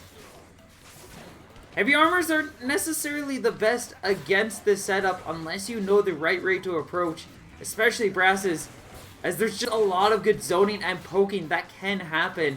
If you can find a way in though, any heavy character will do wonders against J-Ro. But you really have to know how to approach and handle this matchup. I'm expecting as long as Alamox is able to keep her cool, she will definitely be able to make it work. While the Rush going to lose out on a lot, J-Ro still gets a decent amount of chunks of damage and has 75% of his health. If he's able to get that quick 1-2, we'll be able to take the first round off of Alamox.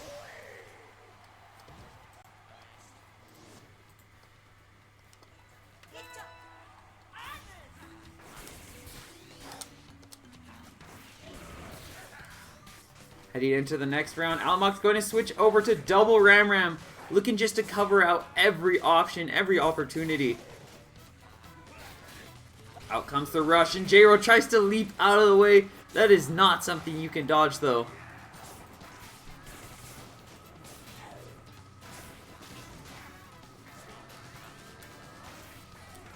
And with that, J-Ro going to be taking some pretty heavy damage as a result. Alamox now at a very healthy lead. These two chopping rings, these two flaming bands, just causing J-Ro a lot of pressure right now. And even at this long range, Alamox just doing an effective job of just out-zoning, playing safe, playing patiently, and not getting too caught up by anything and taking any sustained serious damage as a result. J-Ro knocked into critical. This approach just working so much better for Alamox. That said, if J-Ro's able just to get a few more pokes, he could potentially close this out. Oh, if he went for the rush there, I think that might have been enough. Sees the chance here, he's going to whiff it, but Alamox ends up punching right in.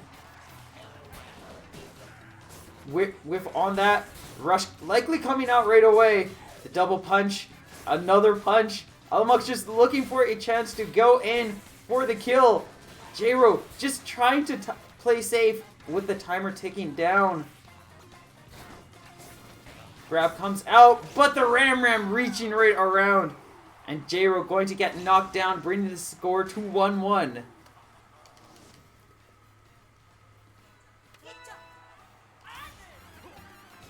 Oh, there we go. Out comes the rush, and Alamux going to be able to successfully connect. Lands 260 damage, starting off with a good lead. But J-Ro going to quickly start pushing back.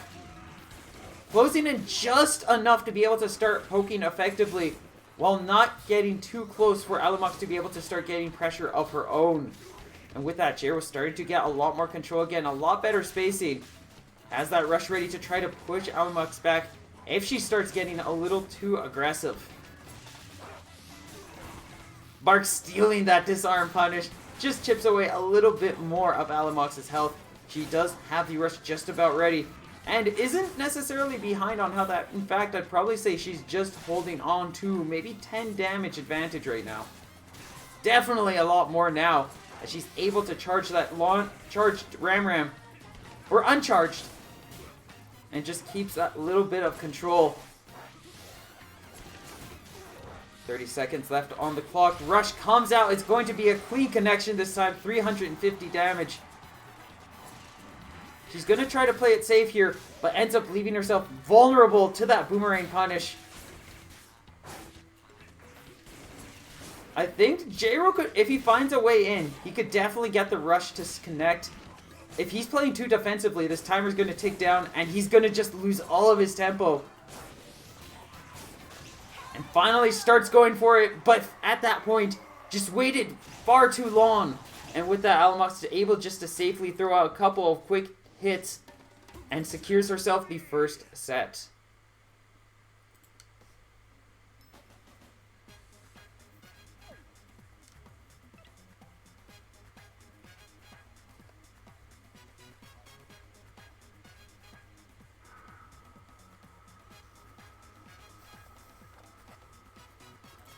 Let me just make sure the adverts are rolling right. So we're on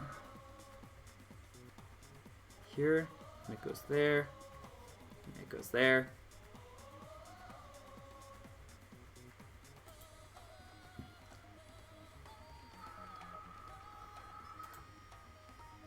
Let's do it that way.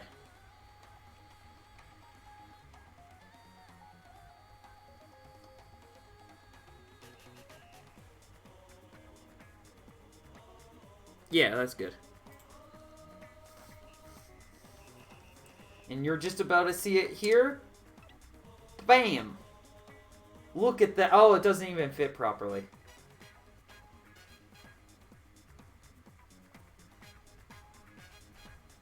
That's unfortunate.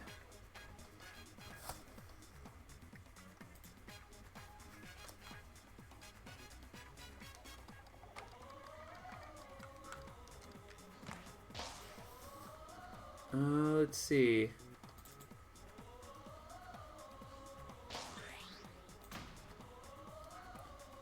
Open with you. Let's see if there's a pattern I can kind of follow up on.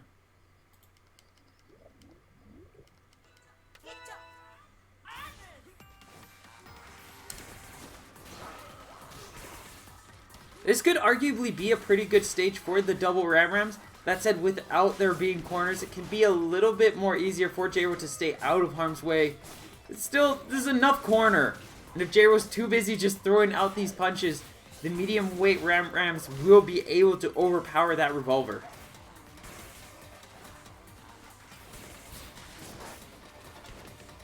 Gets the disarm. J-Ro just going to dive straight in, looking to be able to get some damage. Secure that lead. Oh yeah, no, there's a very specific pattern going on there. Beyond, like, squishing it.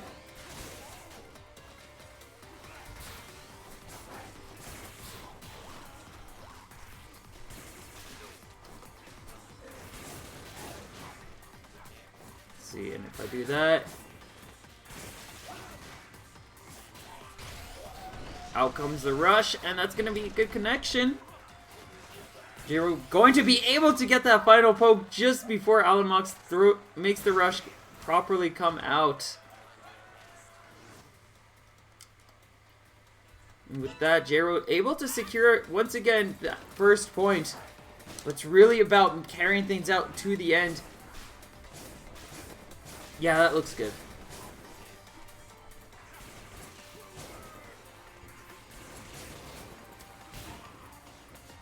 No.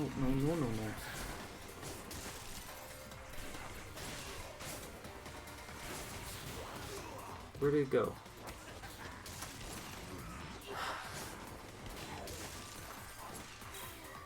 There it is.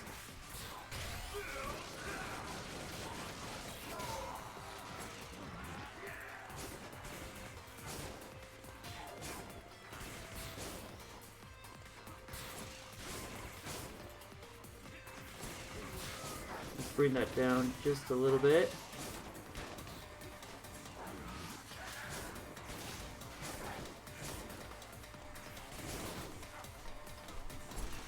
Bit. I think that should be good. Yeah, that's good.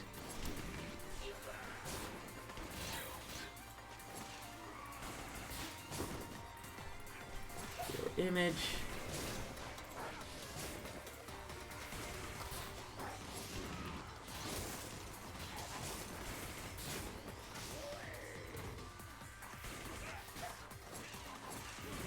There.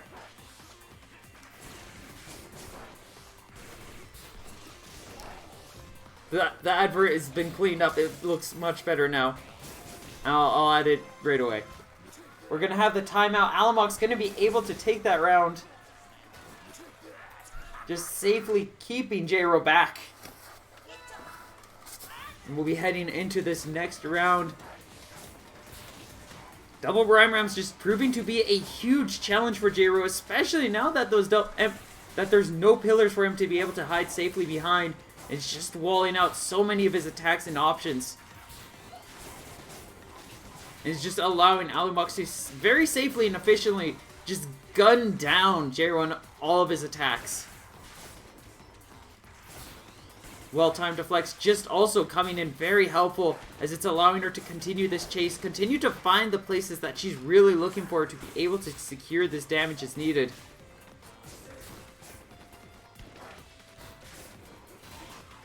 J-Ro finally first finds another quick chip, but so far it's not really amounting to much as Alamox still holding onto a very healthy lead and is just continuing to tempo down J-Ro, who is unable to find a way in as these Rams continue to swing and swerve around. Definitely a very solid arm for countering out J-Ro and his entire playstyle loadout. If you lean too heavily into a specific loadout, you will eventually come across your hard counter weakness. And it looks like J-Ro's come across it here as these Rams just pummel through him. And with 15 seconds left on the clock, he has a lot of work to do. And only so much time to work with. 3 seconds left, and that's going to be it. Tries to go for the grabs, but none of them are going to be able to connect in time. And Alamox going to be able to safely take the second set. And now one win away from claiming the Scrapstar Series and earning herself a first place position in this tournament. Here, let's just do this again. So now we can add that back in. There, it'll fit now.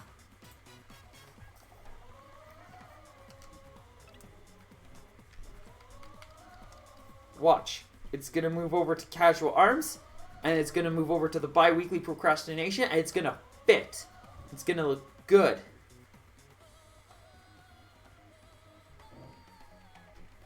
Look at that. Beautiful.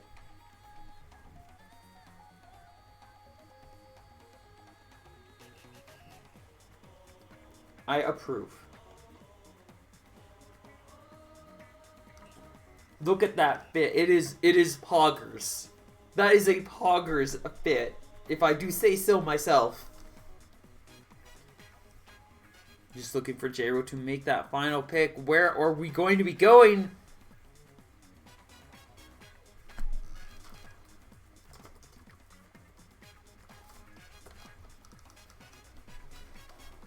If Alamox is able to take this last win, she will be securing herself the title belt of the Scrapstar Series, and we have ourselves another connection issue.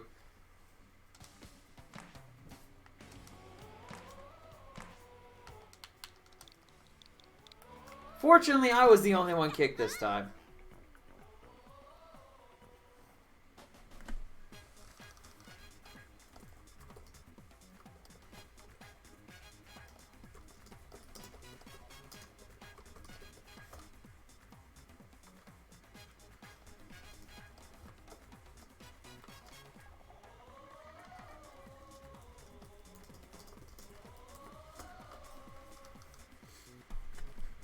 With that, looks like we are going to be heading to DNA Lab for what might be the last bout.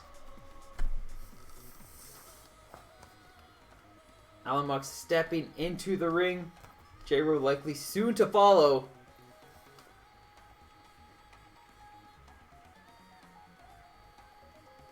As we wait to see if this will be our championship match, or if we've got more Scrapstar to come.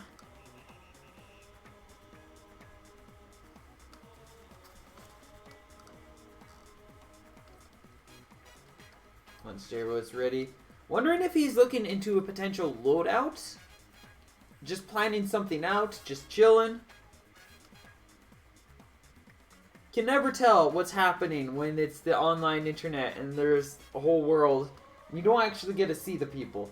You just gotta sit there and assume. Maybe make a guess or two about what's going on.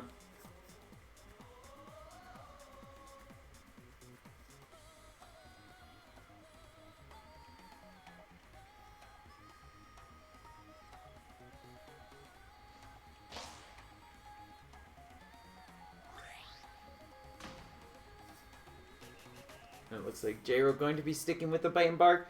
I wouldn't suspect otherwise, and it looks like he's going to be sticking with that loadout. Alamox very content with the double round arms. I feel like double chakram would actually be even better.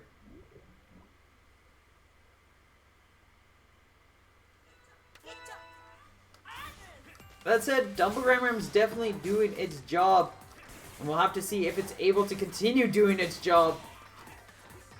Throwing things off. She is, Alamox, just trying to play at this safe range once more. Trying to keep up this solid tempo. Just good spacing overall. But without the full open field. Struggling a little bit more to keep up with J-Ro, who's getting a bit better at the pokes. Getting a little bit more damage in. And she's going to start off with a light lead.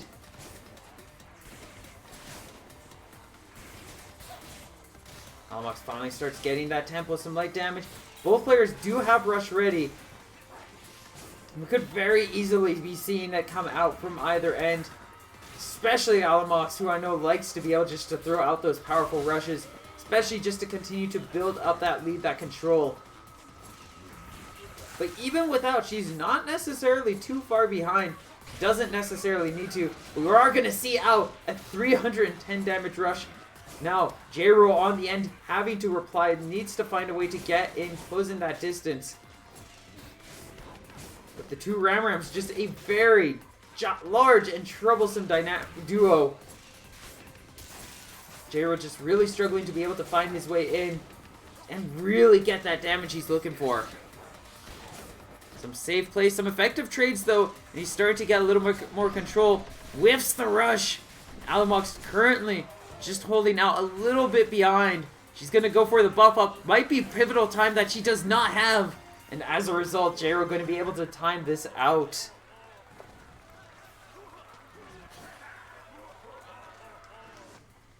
I feel like she needed just to go forwards, go for the charge. She could have threw out the rush there and would have very likely been able to take a very secure round. Mark with the confirm into the knockdown. Just not even letting her play this game. But even then, Bark can only last for so long as Alamux quickly chips him down. And is going to be able to rush J-Ro into 25% health. Just starting off so much more strongly with a much more effective tempo and pressure once she gets that close range. Now that she's got that lead though, she's not necessarily looking to try to get too close anymore. Just wants to build up that rush so she has that advantage going into the last round.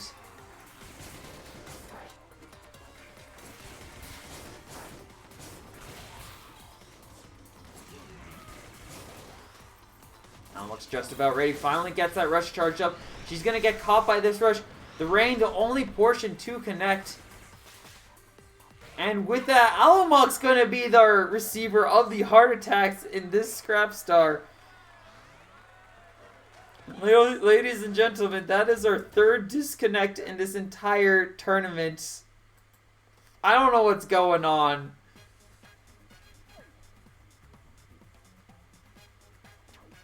I really don't know what's going on. Today might just be... I know today's an off day for me. I did not know today is an off day for ARMS.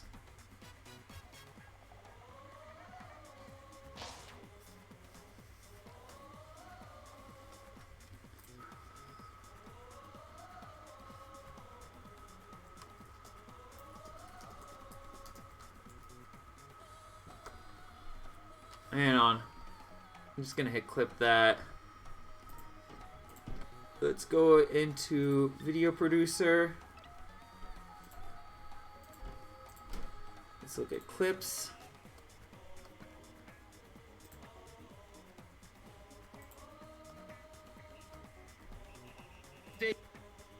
Oh, no, it whiffed it.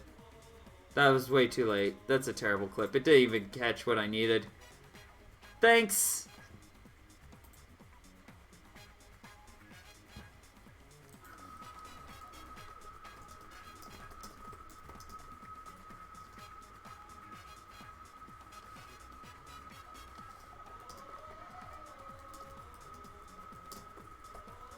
Time moves too quickly.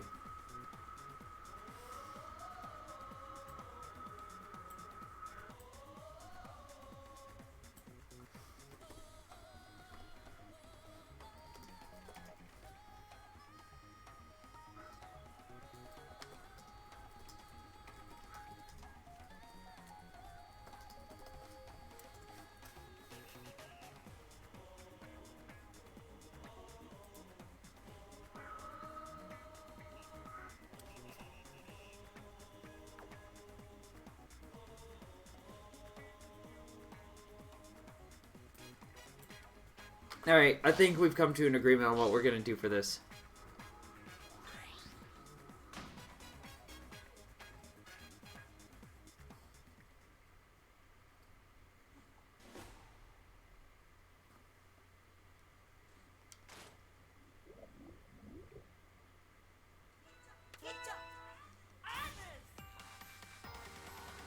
So...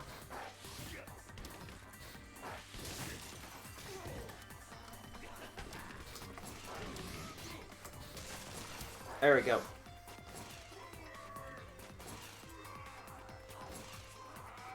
We're just gonna get back to where we were before.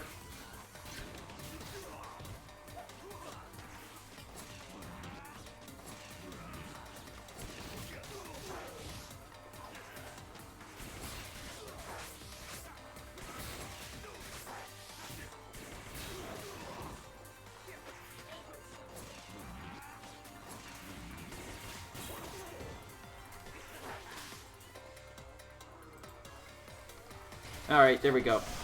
That's good. We're good! We're back!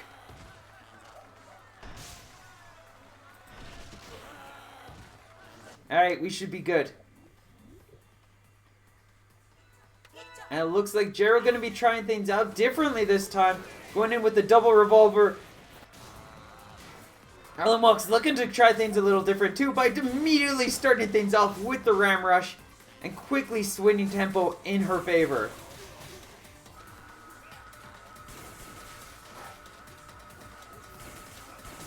Double revolver can definitely be really difficult and a very powerful tool, But as long as Alamox is just safely curving those Rams inwards, they're generally not going to be able to catch her out in too many interactions, as she'll just be very safely able to box them down in most cases.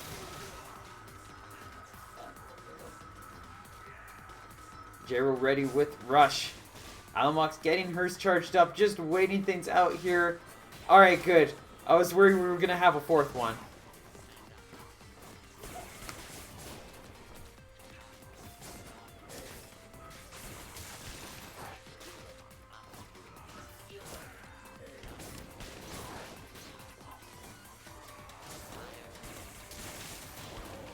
Jero's starting to get some good pressure, a couple of better pokes, utilizing Bark to just give himself a few better angles, utilize that height advantage to be able to snipe down with those light arms, which otherwise would not be able to connect, especially when Alamox has that height advantage.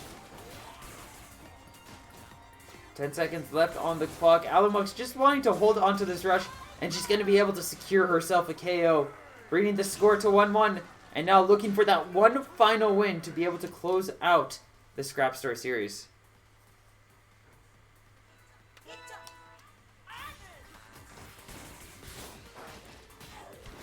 Both players quickly diving in. Alamox trying to get that buff grass build up, but she requires time and a little bit of space to be able to charge that up. And if Jero is able to get the disarm or just apply some nice pressure, it can prevent her from being able to get that charged up state. You can see Jero's doing his best to try to capitalize on these opportunities. Just going in for quick pokes and jabs, just pressuring her down as much as he can. Waits just a little too long there. Going to be able to safely block off this rush. That's not going to be a shield break. And he is able to even safely break out of the way. Not able to make this rush work though. And Alamox is going to be able to safely continue to go on with the chase. Revolver Boomerang, definitely a very difficult thing to line up your rushes with, as the Revolver Shock only lasts for a very short period of time. We see a ready rush. If she's able just to find a quick and safe moment to throw it out, that would be the Scrapstar. And she's closing in the distance. Gonna get pushed back just that little bit. She does have Enrage, and she sees her chance. And with that, friends and loves, we do have ourselves our second Scrapstar Series winner of the series. The first time somebody other than Astro has won an NA Online tournament, and it will be Alamox.